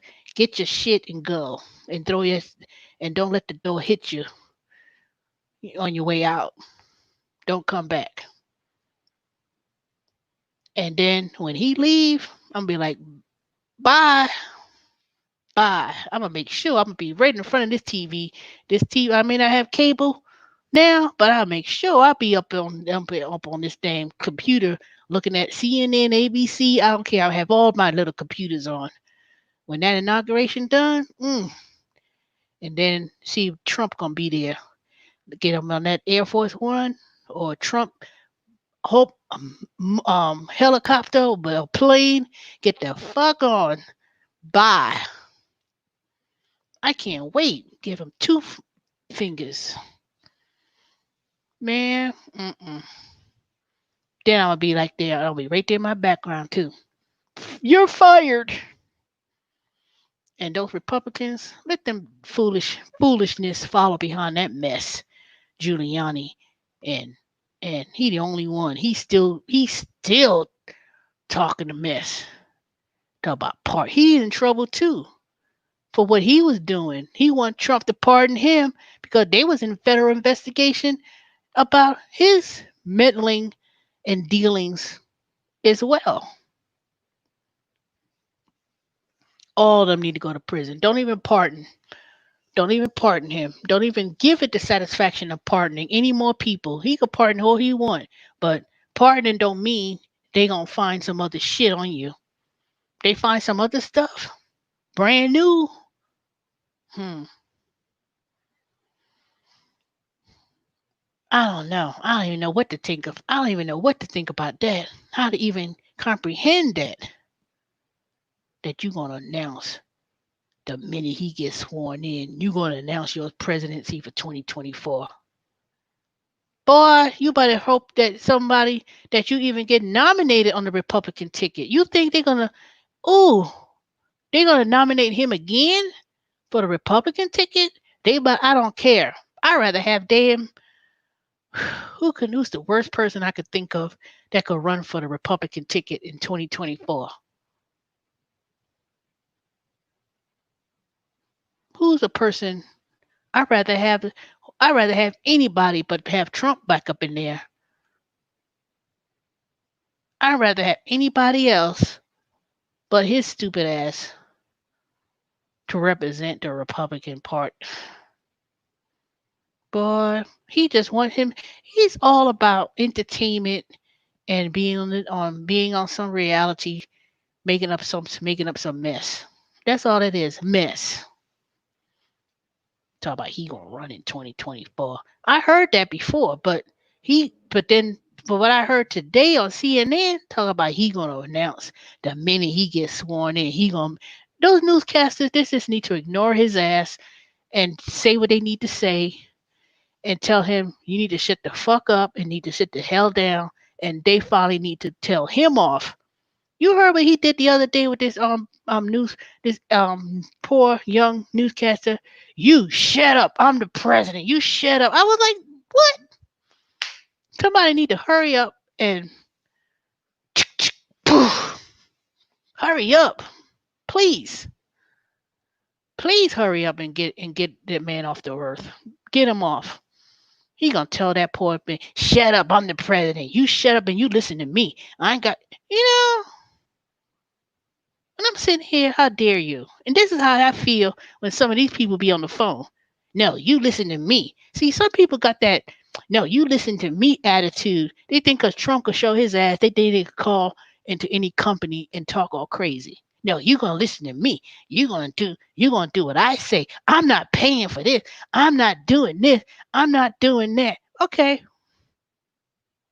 You're gonna print that shipping label off and you're gonna pay the return if you want to send it back. Thank you. Bye. They gonna tell me and tell people what they ain't gonna do. I ain't doing this. You know, some people get so bold. Ever since that damn Trump came in office, some people been real bold about stuff, telling you what they ain't gonna do and thinking they so entitled. You don't sit your stupid ass self down somewhere. Let me tell you what I'm gonna do. Thank you, and you have a good day. Bleep. What about that? It's about I ain't buying nothing from I ain't okay. That's fine. All right. You ain't buying nothing. Okay. Then anything else? You think they think people be thinking they saying something. You ain't saying nothing. You ain't saying a damn thing. Shoot. How much stuff can people buy anyway? And it's only so much you could get. Little trickler stuff here and there. People act like they doing something. They ain't doing a damn thing. But they be the main one. Main one acting a fool. That's why this coronavirus never went. Disrespectful to healthcare workers, disrespectful to doctors, disrespectful for people taking care of your own family members. Then all of a sudden you want to act up, pointing fingers at people's face. We want our jobs. We need our jobs. You need to open up. You got your job. Why you got your job? I need my job. Your fair job been gone 10 years. Factory work in a factory overseas or automated. But you want to blame and criticize healthcare workers for working, and then you want to say we want to be open. We need our jobs. Why I gotta wear a mask? It's socialism. I'm not. This is America. We shouldn't be forced to wear no mask. Now look what happened. Look. Now look what's happening. People so damn stupid. You know, other countries are shutting down in Europe, England, France, Italy, the Pacific realm, not Pacific, um, yeah, the Pacific realm, China and all the other countries, they were starting to shut down they said, oh, nope, we're going to shut down for whatever number of weeks or a couple months until it gets under control. They ain't let the people dictate to government what they going to do. No, we ain't doing that. We There's a nope. And then look, then the global economy is affected, which affects the United States, which affects the dollar, which affects trade, which affects jobs. If China, who controls the majority of the trade, mass production, produce items, they don't need the United States in no trade agreement. They had a trade agreement between Taiwan, China, and all those Asian Pacific countries dealt a trade within the last few weeks ago. The United States was not even in the talks because we in a lame duck president, which proves that if nothing's being produced in the United States, at least Biden's talking about creating green jobs and, you know, things that's going to create things within the United States to create jobs and build the economy. But no, y'all worrying about it's socialism. I ain't wearing no mask. Socialism gonna drive you down to the damn poorhouse. Black folks already know how to deal with not having nothing or being without.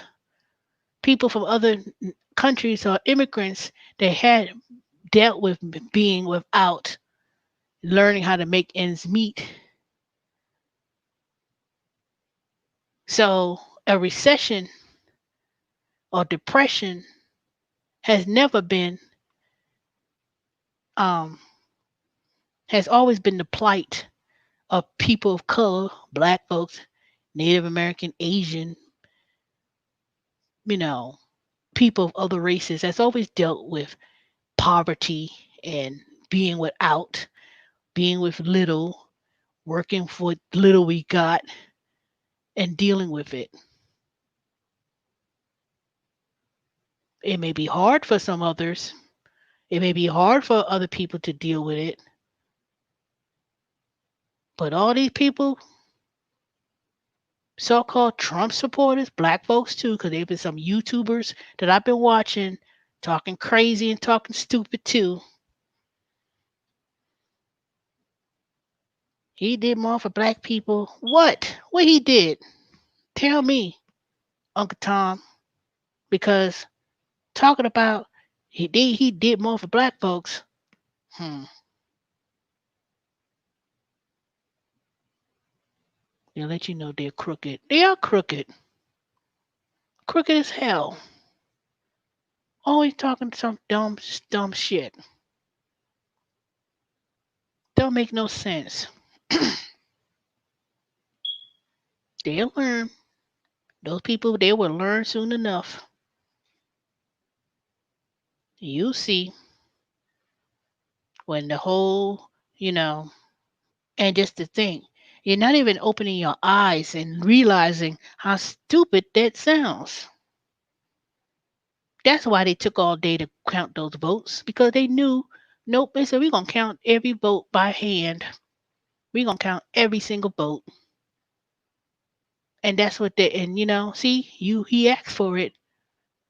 He went on there trying to discourage people about voting in the mail and, you know, trying to say this and say that. Now it backfired and then it turned around.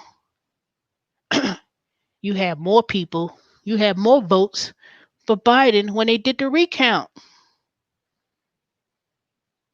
I said, well, shoot. That's why they took the long as they did. That's exactly why. They said, nope, They counted every vote by hand. They said ain't gonna be no foolishness. Ain't gonna be no foolishness. So you know what? You may think you're gonna get away with things. People think they're gonna get away with stuff, but when it's all said and done, the truth is gonna come to light. I said that 2 years ago. I said that 3 years ago. The truth will come to light. I said all this stuff about whatever happened, it's gonna come out, and that's what they're afraid of. You think you're gonna be president, and you think that they're not gonna keep close, secret arms everything you do just because you president. They don't give you no title of king forever.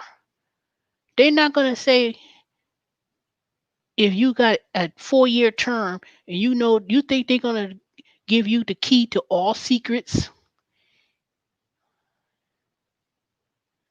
Well, you know what? They could be brainwashed all they want.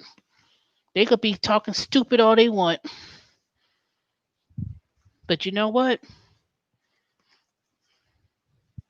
I stopped feeling sorry when they talking about these people get on there talking about they don't believe it. The virus is made up. Don't worry.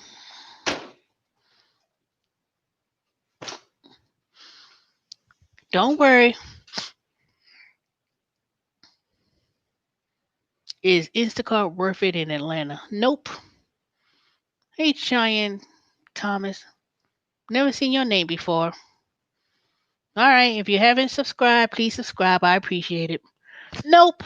I don't even see people in the doing Instacart in the supermarkets anymore like I used to. I used to at least see someone doing Instacart, but not as much. Not for the last year, if not a little bit longer. I used to see Instacart all over Publix, all over different places, but not as much. See, too many supermarkets have their own curbside service. You could order online. They'll do the grocery shopping. You go there, you pick up the groceries, and you go on about your business. Oh, the area. If I was going to do Instacart, I would work Snellville, Lawrenceville, Swanee, and up in that area where those country clubs and stuff right over there. I made very good money in those areas, in that Gwinnett area where the money is, where the nicer places and houses and stuff. That was my area. Snellville, Lawrenceville, Duluth, Swanee. And I would do that when I was doing Uber Eats and Grubhub. I stay right around residential, higher class areas where people got money to spend and know how to tip. And you fool around with Stone Mountain where I live, or up in the hood. I don't go places where downtown, where the apartments and stuff. No, no, I don't go nowhere, no downtown. I did that a few times, apartment complexes and trying to find parking, and then I did pretty good with. See, I did pretty good with all those apps. All the apps I've ever worked, I did pretty good. The only thing about it, like I said, was I come across people who want to be like, be all snooty and stuff. That's what my problem was. When they start acting all whatever and acting special, I ain't curse them out. I ain't be like, fuck you. I ain't curse you out. I'd look at you like you crazy and be like, I'm downstairs. Come and get your food or whatever. But all that foolishness, I just can't. I just couldn't deal with it. I just couldn't deal with that foolishness. See, after you do it for 2 years and three and stuff, it gets old real quick, and then the rate started going down low. You know, I'm not trying to burn myself out. When they realized, I was like, wait a minute now, this ain't making no sense now. Nope, there'd be time to move on. I did them all. Amazon Flex, Domino's, I've done them all. And trust me, you don't. I wouldn't recommend it now because the money ain't the same. DoorDash, let me give you an example with DoorDash. DoorDash used to pay $5 per delivery plus the tips.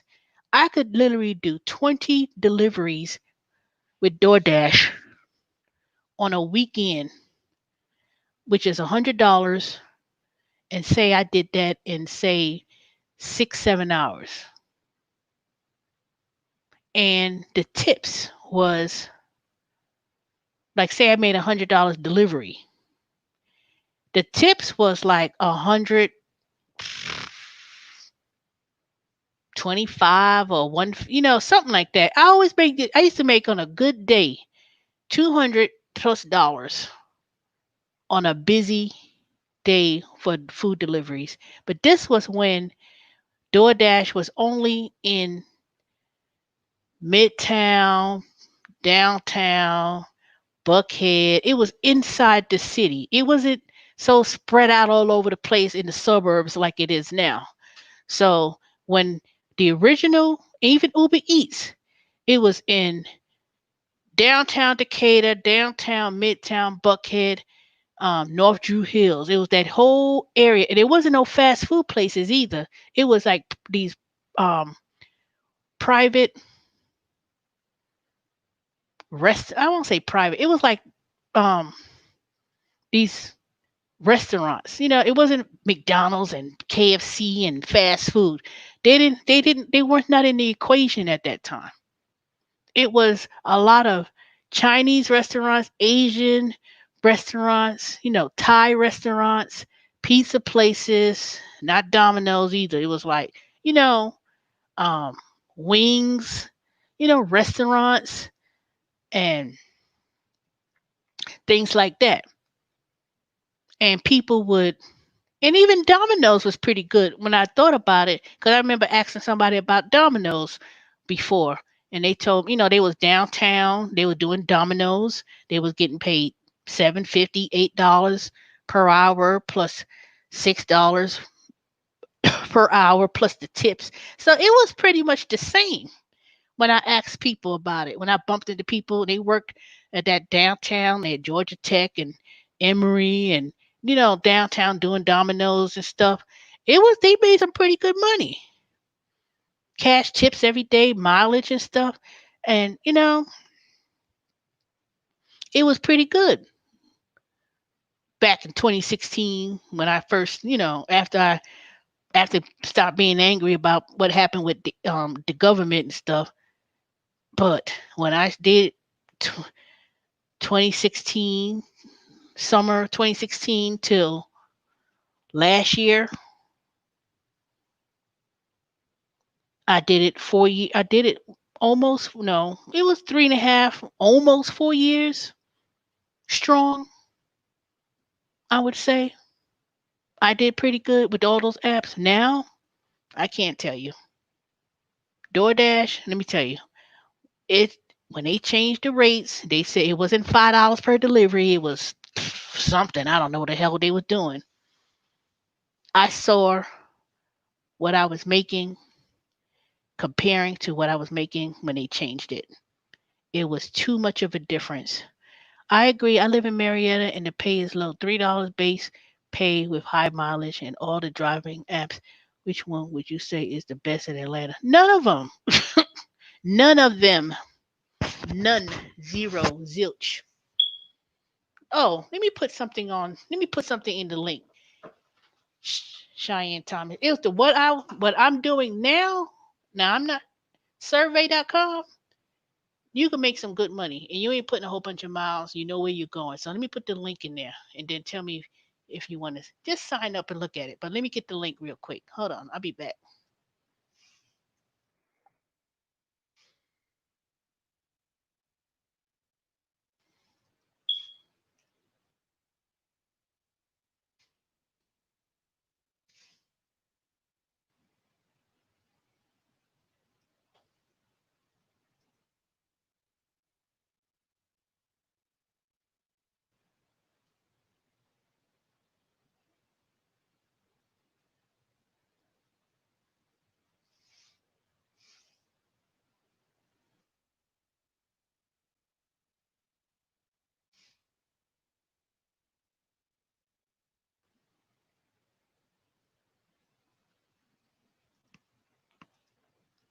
Okay. I was trying to send me a message to this email. Send me a message with your email and respond to this email. I'll send you I'll post what I'm telling you about. Food apps, ain't none of them gonna be good in my opinion because one, most of the apps, Grubhub, DoorDash, they all use the only restaurants or majority of restaurants is fast food. Nasty ass Burger King, McDonald's, those fast KFC, the fast food restaurants took over for those food deliveries. The the small independent places, if they haven't shut down or if people say, "Oh, you can order out and you can order through the food app," a lot of people ain't really trying to pay extra on top of getting some wings. They're not going to pay that premium extra to get their food delivered. So most of them is going to go and use food apps, but most of it's going to be a lot of fast food places.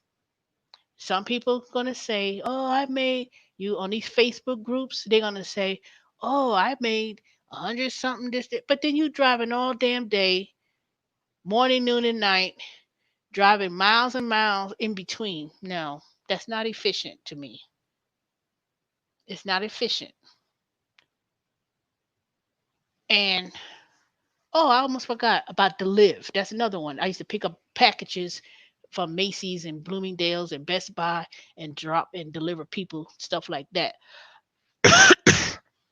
But they went out of business or they went under or whatever the hell happened. Who knows? But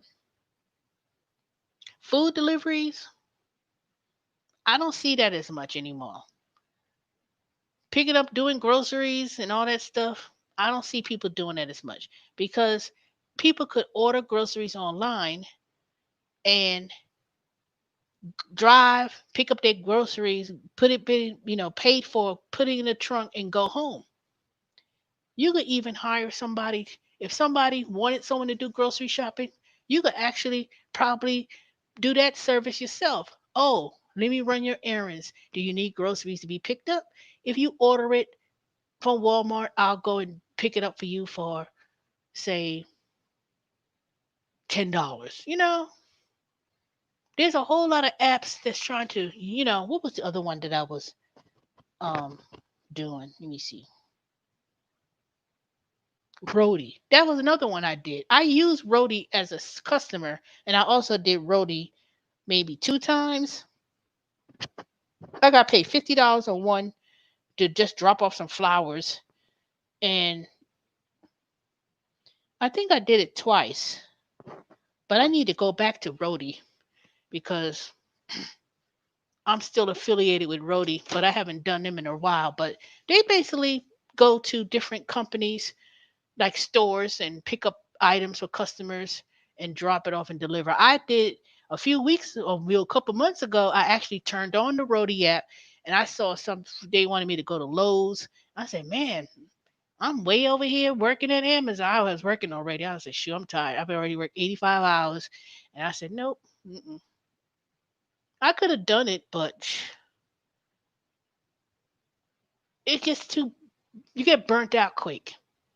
You can't do this for 3, 4 years, day in and day out, day in and day out, and getting paid less and less every time, driving more and more in your car, wear and tear in your car. It gets a little bit too redundant, and they just taking advantage of people. It just takes too advantage of people. You know, $3 just to go somewhere, and you driving just for three. Ridiculous. $3, $4, and this is DoorDash. How you gonna pay someone $3 and you driving 10 miles, 20 miles to go somewhere to get something, and then the next time you get an order, bing bing, then you gotta go wait. I lived in Marietta before. I went travel all of Cobb County to look for a house one time when I was looking for a house before I moved settled to this house in Stone Mountain. Man, Kennesaw is Marietta and Smyrna is in Cobb County, but it is so far apart from each other. So when I used to work out there, Marietta, what was I going out there for anyway? Oh, I was doing deliveries for packages. And I said, okay, since I'm in Marietta, let me go ahead and do Uber Eats or Grubhub or DoorDash or whatever one I was doing at the time. And I stayed right around Cumberland Mall, all the way 41, right where that AMC movie theater. And I worked that little area in Smyrna. That's it. I worked my little small circle because that was one of the best places I know I was going to make some money. And I said, I'm gonna stay within this little parameters. And then if on my way home I turn off the app, I say, okay, I'm in Buckhead. Cause you go right up 41, you'll be in Buckhead, serve that little area with all the restaurants, serve that area, boom. Work that for a couple of that's it. But now, everything what it is now, restaurants closing down, they only do takeout or delivery or whatever. It's not the same. It's not. Instacart, they were like, oh, we need people to do grocery shopping. Oh, we need this government shutdown. Oh, we need people to come. Man, please. Instacart was supposed to be hiring people to work at that call center right across the street from Whole Food because I applied and the recruiter called me. He lived all the way in Phoenix, and they were looking to hire people at Instacart when they was hiring call center representatives. Now all those people, they ain't work there no more. They had that call center up there right across the street from Pond City Marketplace. Now they don't even hiring anybody. I think they let them go. Or they had to work from home. But with all the money that Instacart lost, they basically probably just hired some third party company to take calls. Because I was sure in. I was like, God damn, what happened? But now, the quickest they hire jobs and and see companies like that, Instacart, yeah, they got the investor investment money from investors and stuff, and but it's time to pay the piper. Those investors want the return of the money they invested. Just like with Uber Eats and Grubhub and all the rest of them. The only reason why they didn't go as under was because the food deliveries kind of saved them a little bit. But I could assure you, if people dig hard enough, I bet you Grubhub and all the rest of those food apps got that PPE money. We got affected. Oh, we need the PPE money because see, they had to get rid of those employees. All those people working for Uber Eats as software developers and all those positions, they all got laid off. They laid those people off. Uber laid off 5,000, 10,000, whatever number of people they laid off that worked in the office. I ain't talking about the drivers. The drivers were independent contractors. So when they passed that law in California a few weeks ago, I was so pissed off how people could vote for something. Yay, we won. We could stay independent contractors. Yay, we won. Y'all a bunch of fools. I don't care if anybody got mad at me for saying it, but y'all a bunch of fools to think that Uber Eats and Uber Eats or Uber rather and Lyft passed and got on the ballot after California said that the law is all the people who work for y'all are not independent contractors, they're employees, and they're entitled to overtime and whatever benefits they could afford to give and some kind of wage. I don't want that. We want our independence. We want to work when we want to work. Don't you know the algorithm already going to dictate when deliveries and orders are available? You don't have true freedom. And they could keep cutting the rates and keep doing and do this foolishness and give them the freedom to do foolishness. Once they, and, they paid $200 million in campaign ads and money to get on that ballot, and people voted the way they did, and people in on YouTube who do Uber Eats and stuff, they glad that it's been passed and they glad they didn't pass it. Y'all crazy. Y'all a bunch of stupid asses. Y'all just as dumb if you think that having the freedom to turn on the app when you wanna is benefiting you. You think anything that Uber and Lyft do is gonna benefit drivers? Hell no. All they did was created possible lobbyists in DC to lobby and them avoiding paying corporate income taxes, avoided paying people true money that is earned and due to them. Instacart is in it too. They in that racket too. They turned around and didn't even bother to um they didn't even bother to offer anything for his drivers, which also applies to Uber Eats. So they could cut the rates down to, all right, well, we now gonna pay 15 cents a mile, but but we ain't gonna pay you for in between things. I rather that they say, okay, they could have still they could have done, trust me, they could have said, okay, we're gonna pay um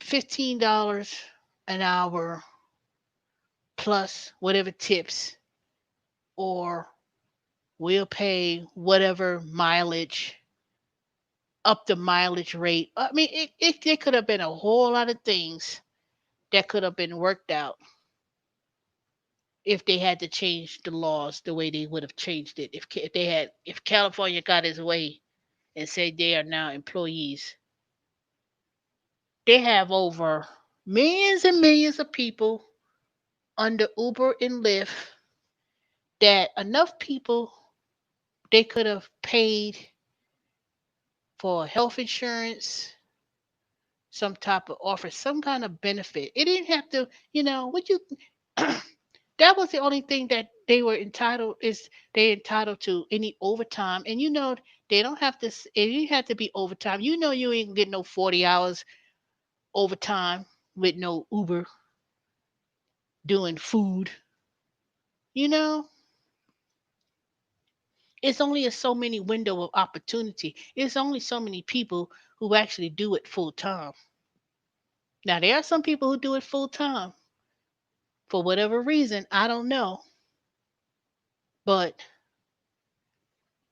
they could have had it. They could have worked it out. It could have been something could have done. They could have said, okay, in each market, this is we need X number of drivers. See, y'all ain't thinking. See, y'all ain't thinking. They could have. Everybody talking about, oh, it's oversaturated. Oh, we got too many drivers. Oh, we got too many people. That's why we ain't making no money. See, if you had a rule saying that they are independent, they're not independent contractors and they're employees, then Uber Lyft could have implemented a schedule and say, okay, in market A, we need um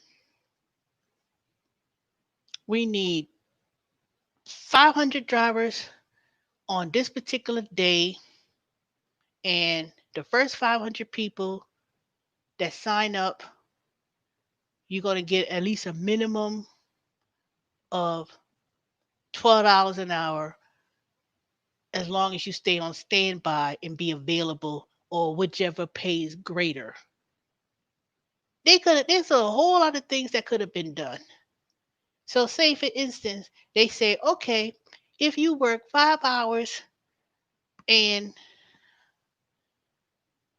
say let's say 15, just give it a number, 15, and you get at least $75 if you stay on the clock, and you get at least $75 minimum for 5 hours. But if you make more than $75 in fares and tips, then they'll give you the difference, or a scale, or some sort of scaling system. There could have been a whole lot of things that could have been done by keeping people and not passing that Props 22, 21, or whatever the fuck that number was, and people voted the way they did. Oh, we won. What you won? Nothing. Now, with the coronavirus happening, and restaurants have to, some cities they have to close by 10 o'clock because they're going to impose a curfew to curb it. I assure you, Lyft and Uber got that PPE money, but ain't nobody talked about it. Ain't nobody reported it. I bet you they did. And they ain't got to tell you either. They ain't got to tell you. That would be nice. No, it ain't about being nice. That would have made common sense. That would have been common sense. They should have never passed that in California. They should have stayed. They should have kept their ground, hold their ground, and say, nope, we're independent contractors according to the law of California, including labor law. I assure you, the labor laws are antiquated, and it doesn't apply in this age of gig work. All they did was took advantage of the situation. If you ask me, people still would have been able to work and turn on the app when they want to. People are thinking, see, they so focused on, oh, I want to be an employee because when I was an employee, I had to follow rules. Oh, when I was an employee, I had to follow certain guidelines. But you're still following guidelines. You're still following rules. So what was the difference? What was the difference between staying as an independent contractor who still did not, you don't have negotiation. You can't, you didn't negotiate. No, before I enter this contract with Uber and Lyft, I want to negotiate my rate. Everybody got paid the same rate in every market. Whatever market you were in, if you was in Atlanta, the rate was one thing. If you was in Chicago, you rate was everybody got the same thing. Exactly. When you are in unilateral agreements, everybody got the same thing in every market, and the same rules applies to everyone, and they could terminate you at any time for whatever reason because some stupid ass customer and they didn't get my food, and it was cold, or they ate my food, or um this, that, or whatever. A customer could lie on you. This person was smoking weed and I smell weed, and even though it ain't true, they could let you go. That sound like an employee to me. That sound like some employee thing. They paying you what they tell you you're gonna get paid, and everybody else gonna get the same thing. You got rules to follow, XYZ. If you can't follow this, XYZ, your contract's terminated. We gonna give you your orders according to the algorithm, and you may get this, but you may not get that. Oh, I'm a waiter on wheels versus a waiter working at the restaurant getting $2.13 an hour plus tips, whereas you driving around, you ain't getting paid in between, but you will pay you $2 and less than $1 a mile plus you get any tips. That sounds like an employee to me, but no. When California said no, Uber, Lyft, and all you other gig work companies here in California, y'all treating people like workers. You treating them like employees. You need to revert back and implement the rule that we passed. No, you pay $200 million to put to get that thing on the ballot, and then people, half the people probably didn't did a gig work job ever in life, voted too. They say, okay, what's this? Well, okay, yeah. Then you get these foolish people who say they're drivers. Oh, we love being independent contractors. Oh, let's go ahead and um, please pass the law, or please say yes or no, or whatever the word it was. Then here it is. All right, they independent contractors. People voted on it in California. But yet, California, people leaving in droves, people living in tents, people living in cars and vans, people living in the woods and trees, but they ain't got no place to live, and they can't afford to live in Los Angeles because it's like $10 billion to live in Los Angeles. It costs quadrillion dollars to live in San Francisco, and Lord behold, you don't want to live in Long Beach because you may get robbed, or oh God, you don't want to live in Sacramento because or San Diego, whatever. But yet, 99% of people who flooded out of California, moving to Georgia and Arizona and Phoenix and every other city, leaving because they can't afford California, and they ain't got no job, and they lost their job. So the ones who fortunate to stay in California doing Uber and Lyft, getting heart attacks over the dang wheel, and you're thinking you being happy, being an independent contractor, man, bye. Bye. They're talking crazy. Ain't talking about, oh, I could turn the app and be independent and work when I want to. Man, please. People know darn well restaurants are only going to be open for so long. Restaurants are going to have set hours. We close at 10, or this coronavirus, are we going to shut down? Now look what happened. Should have never did that. Should have never done that. Should have never did that. You should have let Uber run its course, see what they was going to give out, and see what changes they was going to make. They could have easily, that was an easy fix. Pay a minimum of at least a minimum guarantee for 5 hours. You know, $15 minimum at $75 for 5 hours. I say, okay, you that's pretty good. $75, and that's assuming it was $15, which everybody's been crying about at these fast food places. We want minimum wage to be $15 an hour. No, minimum wage should not be $15 an hour for every job. Working at McDonald's and acting stupid and flipping a burger and dropping some fries is not warrant for $15. Minimum wage should not be $15 for working at no damn ass McDonald's. I'm sorry. I get paid at Wayfair 14, but If it wasn't for the potential attendance bonus and this bonus that I could possibly get, and I really do like the management and the people I work with now. Like I said, it was a rough day today and a rough day couple of days, but $15 minimum wage for fast food? No, I don't think so. That's why I don't agree about minimum wage to being $15 because every job you saying, "Oh, I don't need no effort in education.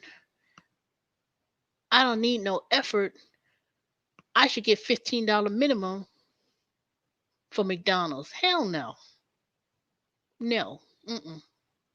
Nope. Because the issue is not $15 because 50, you can't live on $15. I'm sorry. I can't live on 14, but because of all my hustles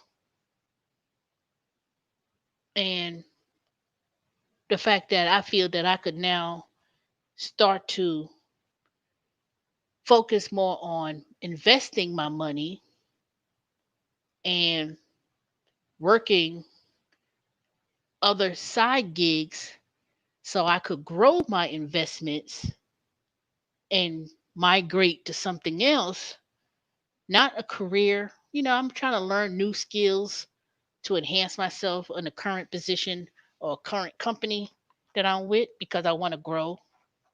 I already told my manager today, I said, I think I feel better if I do sales. I think I like that. I think I'm more suitable for sales, helping people, consulting in sales, because they do have a sales department.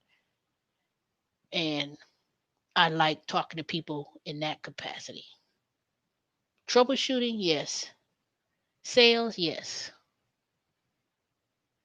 Sitting there, listening to people bitch and complain and curse and carrying on over stupid stuff, I can't take that much.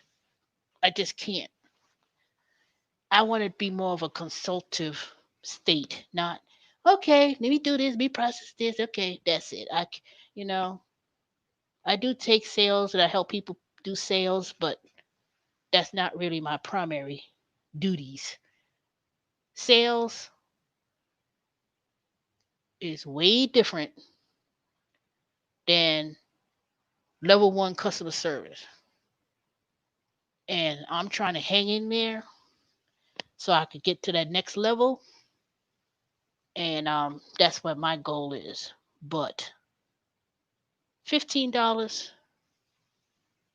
should be minimum. With the rate of inflation and things like that, the problem is not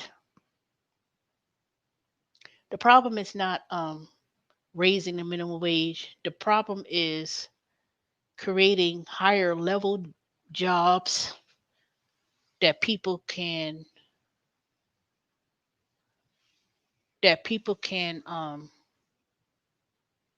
learn to generate more income because a job ain't nothing but just over broke. That's all that is. A job is you don't have control what you should make or what you're going to get. You're going to get based on what someone else is telling you. Now, you could get more because they could say, okay, well, since you have a degree, we'll give you $2 more than someone who doesn't. But if $15 minimum should not apply when it should be based upon industry. That's what I think it should be. If you work in fast food and you ain't doing nothing but dropping a bucket of grease in some oil, some basket of fries and some grease and flipping a burger, should not be $15. It should be based on service industry in terms of what kind of wage you should get. Anything that doesn't require that you graduate from high school, if you say it's high school level or no high school, you should get 10 because you didn't work to go to school,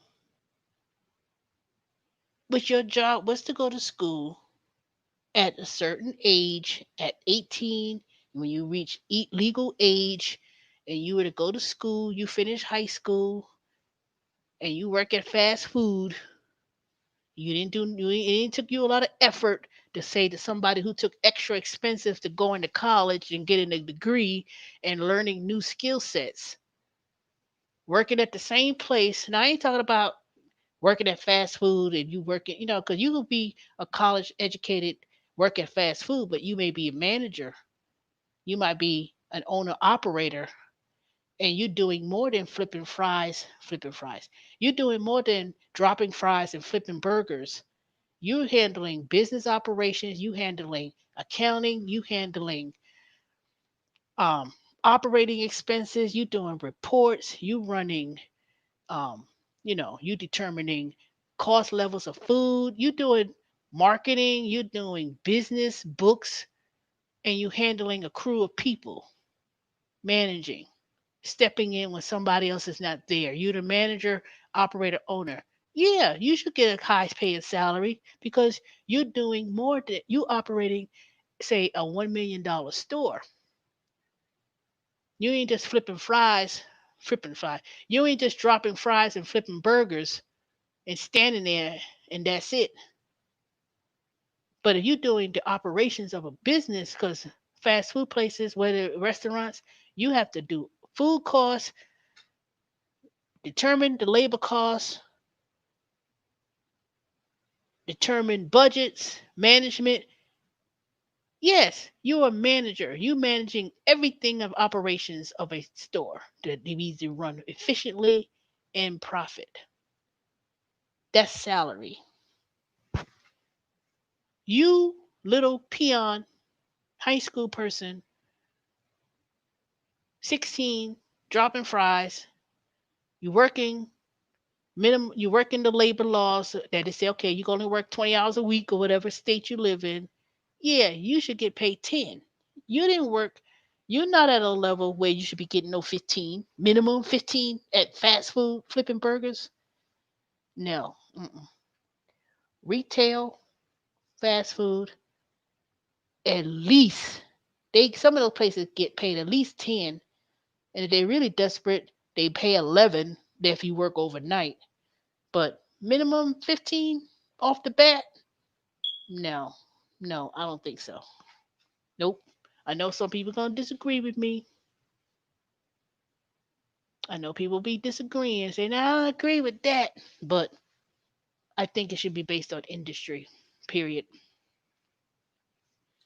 Fast food places, if you're at this level, entry level, real entry level, depending on the state, should be based on and adjusted according to inflation and the cost of living.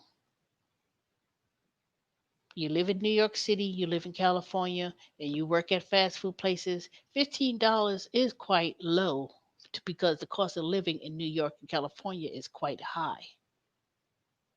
You could live in Statesboro, Georgia, cost of living is cheap. You pay $400, $450 a month rent. You work at McDonald's, you know, maybe you get 12 because it doesn't cost a lot to live. So that's how it should be. Teenagers really don't pay bills, they only want. Yeah, exactly. All they want is iPhone. I want the latest and the greatest new phone that costs $1,000 billion, and I want some brand new sneakers. They don't even call it sneakers. They want some Jordans or whatever that cost $10 billion, and that's it. No bills, no nothing. That's why half these people, young people now, don't know how to do nothing. Don't know how to count change. They don't never. They so used to swiping a card.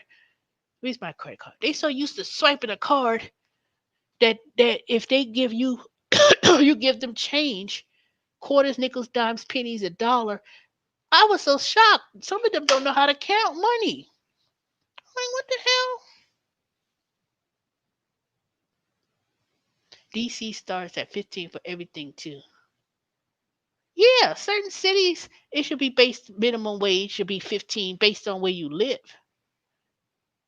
That should be minimum. in those cases, if you live in a high city and you know, and the cost of living minimum should be 15 if you live in certain cities. But it all should, like I said, it all based upon if you're a person who lives at home and you're a teenager, your parents claim you as dependent, then it should be a minimum because their income that they make, that little check is gonna really not gonna affect contributions in terms of income wise. Because if your parents could claim you, and they should be able to claim a dependent up a certain age, even if they make money. But that's a whole different story. That's a whole different thing. Because if you make over $600, that's why if you was a teenager and say you was working and you didn't and you don't work more than 4,000 something a year, then no taxes are taken out because you're already zeroed out. That's why somebody who could be claimed as someone else dependent on a tax return, the money they make, they don't have no taxes taken out. But if they did have taxes taken out and you are claimed as a dependent, you're entitled for that tax withholdings. If someone else claims you, say someone took out five, you have a teenager or somebody, and they are claimed as someone else dependent, but they paid $500 or $1,000 in taxes, they entitled to get all the $1,000 back, but somebody could still claim them as a dependent. But that's a new tax law series that I'm going to start doing because I think I'm going to start talking about that again. But it's not really much to talk about because a lot of things has been done with when Trump changed the tax laws a couple years ago. So, but we'll talk about that more and more when I know you're gonna say, "Well, dang, you got so many jobs going." But if I get hired at TurboTax, or if I decide to work with Working Solutions and work with TurboTax through that way, I'll do it. I don't know. I'm just gonna wait. I hope I hear something back because I did apply with TurboTax and they said somebody will call you and contact you. But I think when it gets closer to after Christmas, then they're going to start talking about it. But hold on a second.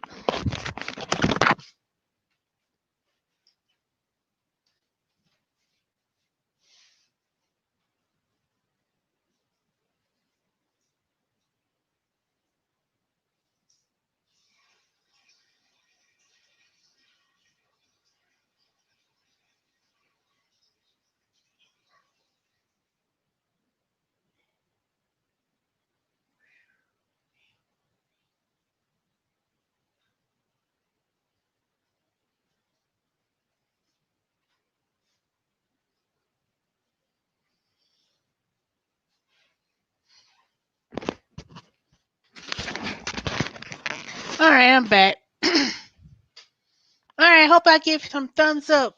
Is 10 of y'all here? It was 12 or 14 at one point, I guess.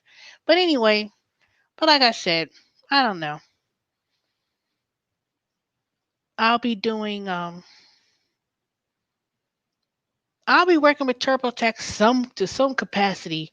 I don't know if it's going to be through Working Solutions yet, but I'm gonna wait and see if I get contacted with TurboTax directly because I know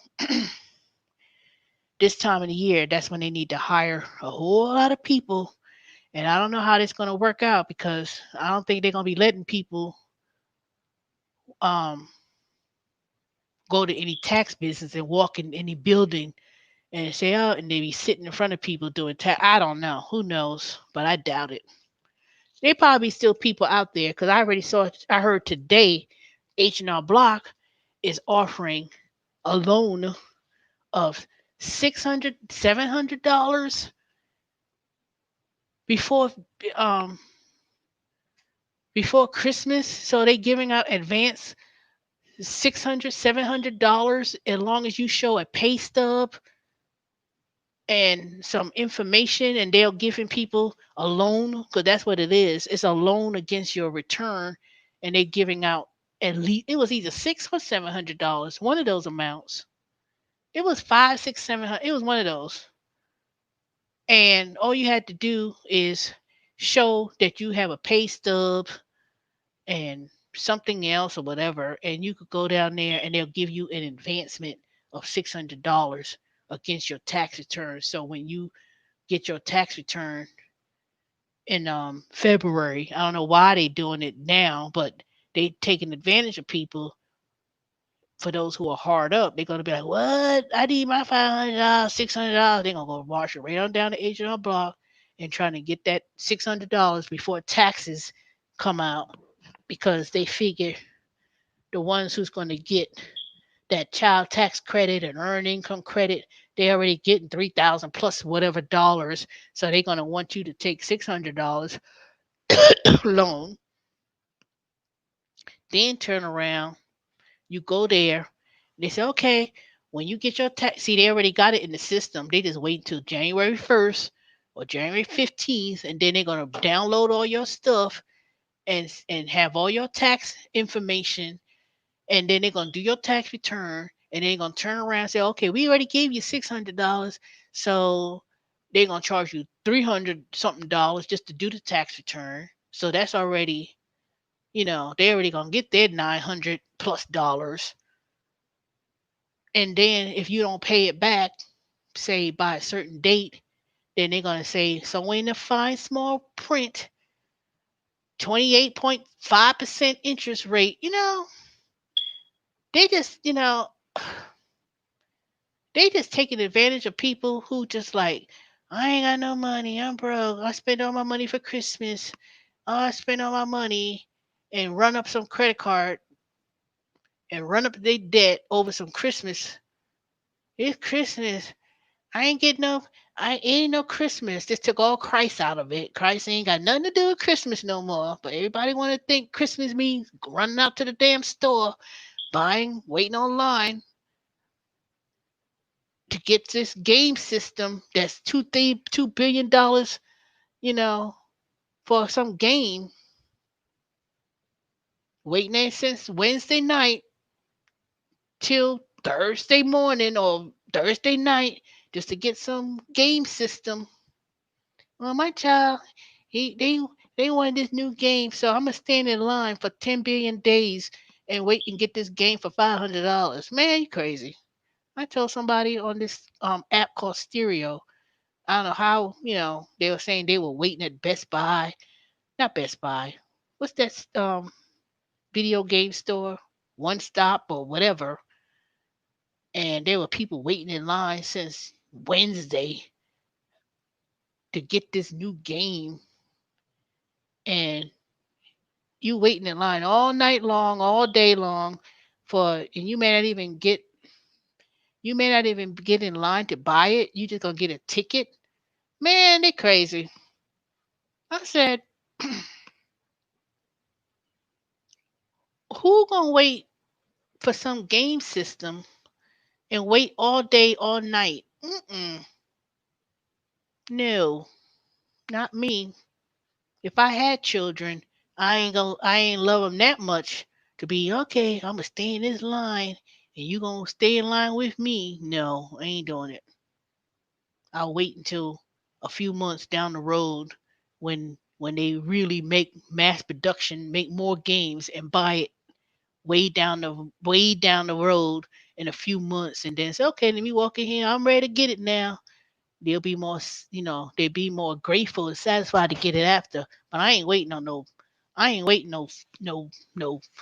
overnight sitting under the tent waiting for no game that I may not even be in line for because if you not number one, number 10, or number 20 for that matter, who's to say you gonna get picked? Man, no.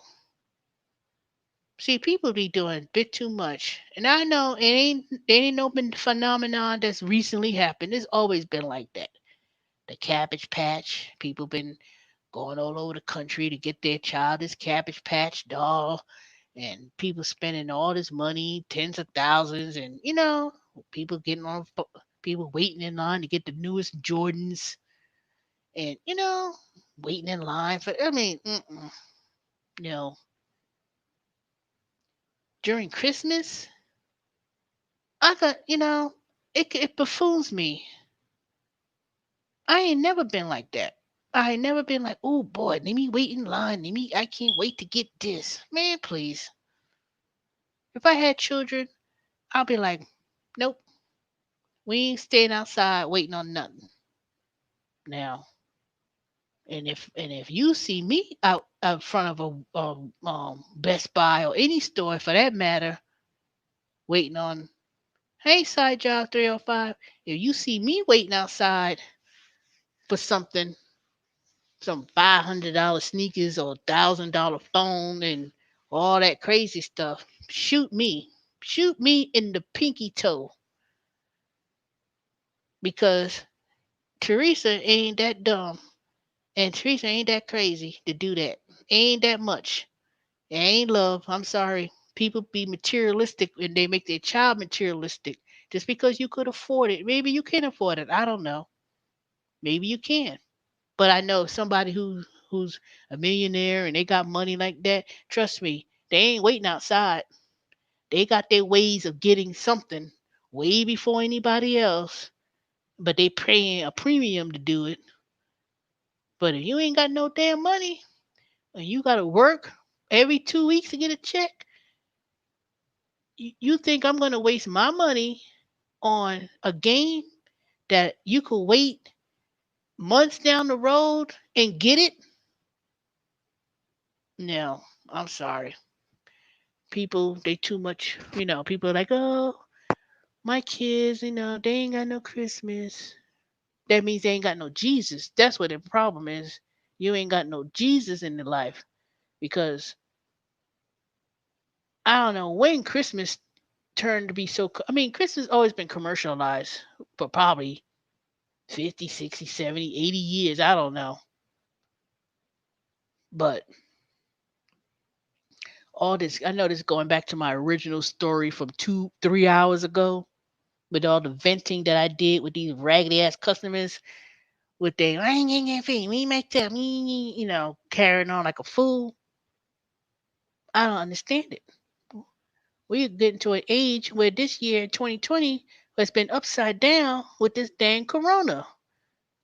And the only good thing coming out this situation is Trump is gonna not be around come January 20th, thank God. But then he's sure making this 2020 year amazing with that foolishness and doing his damnedest to make sure that he keeps on with the foolishness. And then, people wanting to know, where's the stimulus? Where's the stimulus? And they still fighting over that. People thinking giving out a $1,200 stimulus is going to be a lifeline. It ain't, you know. People now they worried about, oh, my moratorium, the rent moratorium going to end. The mortgage thing going to end. That don't mean you don't pay. It just simply means, okay, it's over. Where's the back pay money that's owed from 6 months ago that's still owed? They ain't going. That little $1,200 is not going to save the thousands and thousands of dollars that's owed. And then I heard the newest, not the newest, it's really not new. At the end of the year, um, a lot of people they expect a lot of cars to be repossessed. And trust me, I know how it feels to have a car repossessed because it happened to me. I thought I made a payment, and then they said, "Oh, we didn't get the payment," and I'm like, That's another reason why I'm getting rid of that fucking Kia, because that was nothing but a headache with Fifth Third Bank and fighting them. I said, no, I paid this amount of money, and ooh, that was a headache. That's another reason why I'm just like, I know my video was supposed to be about getting rid of Kia, but I know I just went off a big tangent. But it's kind of going to the end of my story. So I'm going to be on here 4 more minutes. And when 1 a.m. strikes, I'm out of here. So I appreciate y'all. Keep giving me the thumbs up. And please email me if you have questions about the other gigs that I'm talking about, that I've been talking about, and I'll do a video about that, and then I'll do a roundup video about my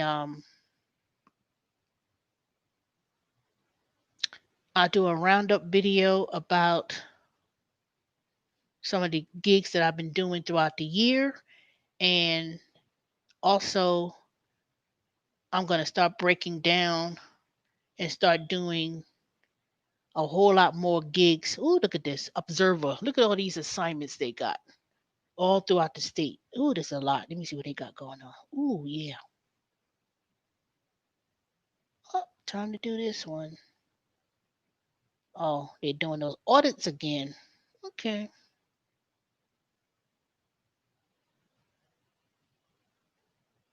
Dang, I'll be working around that time. But anyway, I'll talk about that on a taped recorded video, and I share my links.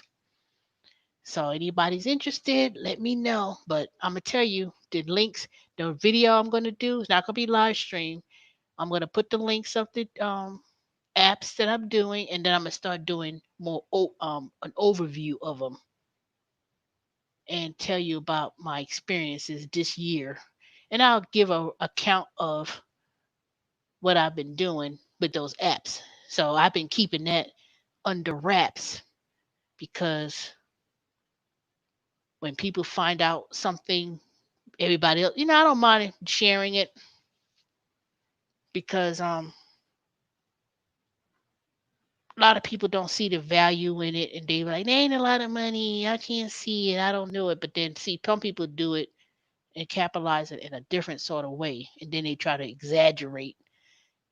And I'm not a one to do that. I'm gonna tell you exactly how it is, how it goes, and I'm gonna be honest.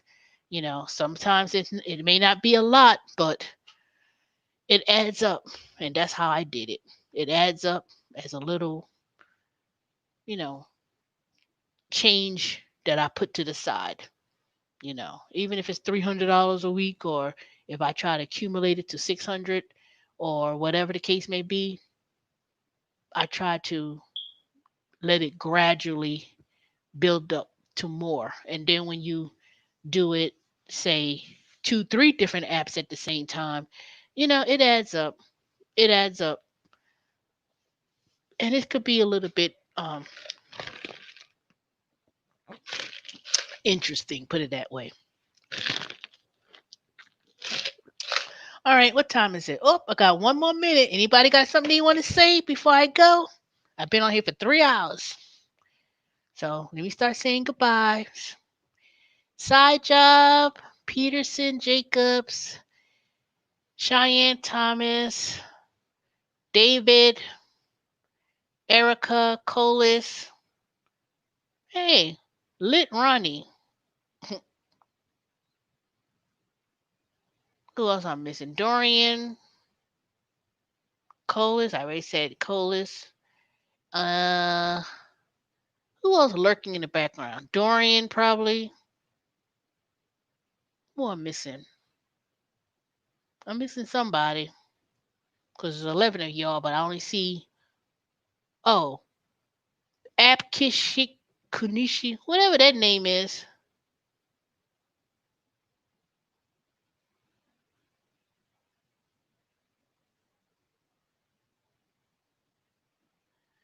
All right, up 1 o'clock in the morning.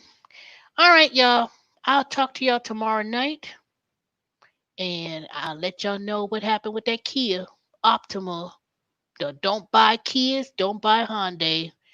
If you're thinking about buying a new car, don't buy those two. That's all I know. All right, y'all have a good night. Talk to y'all tomorrow. Bye.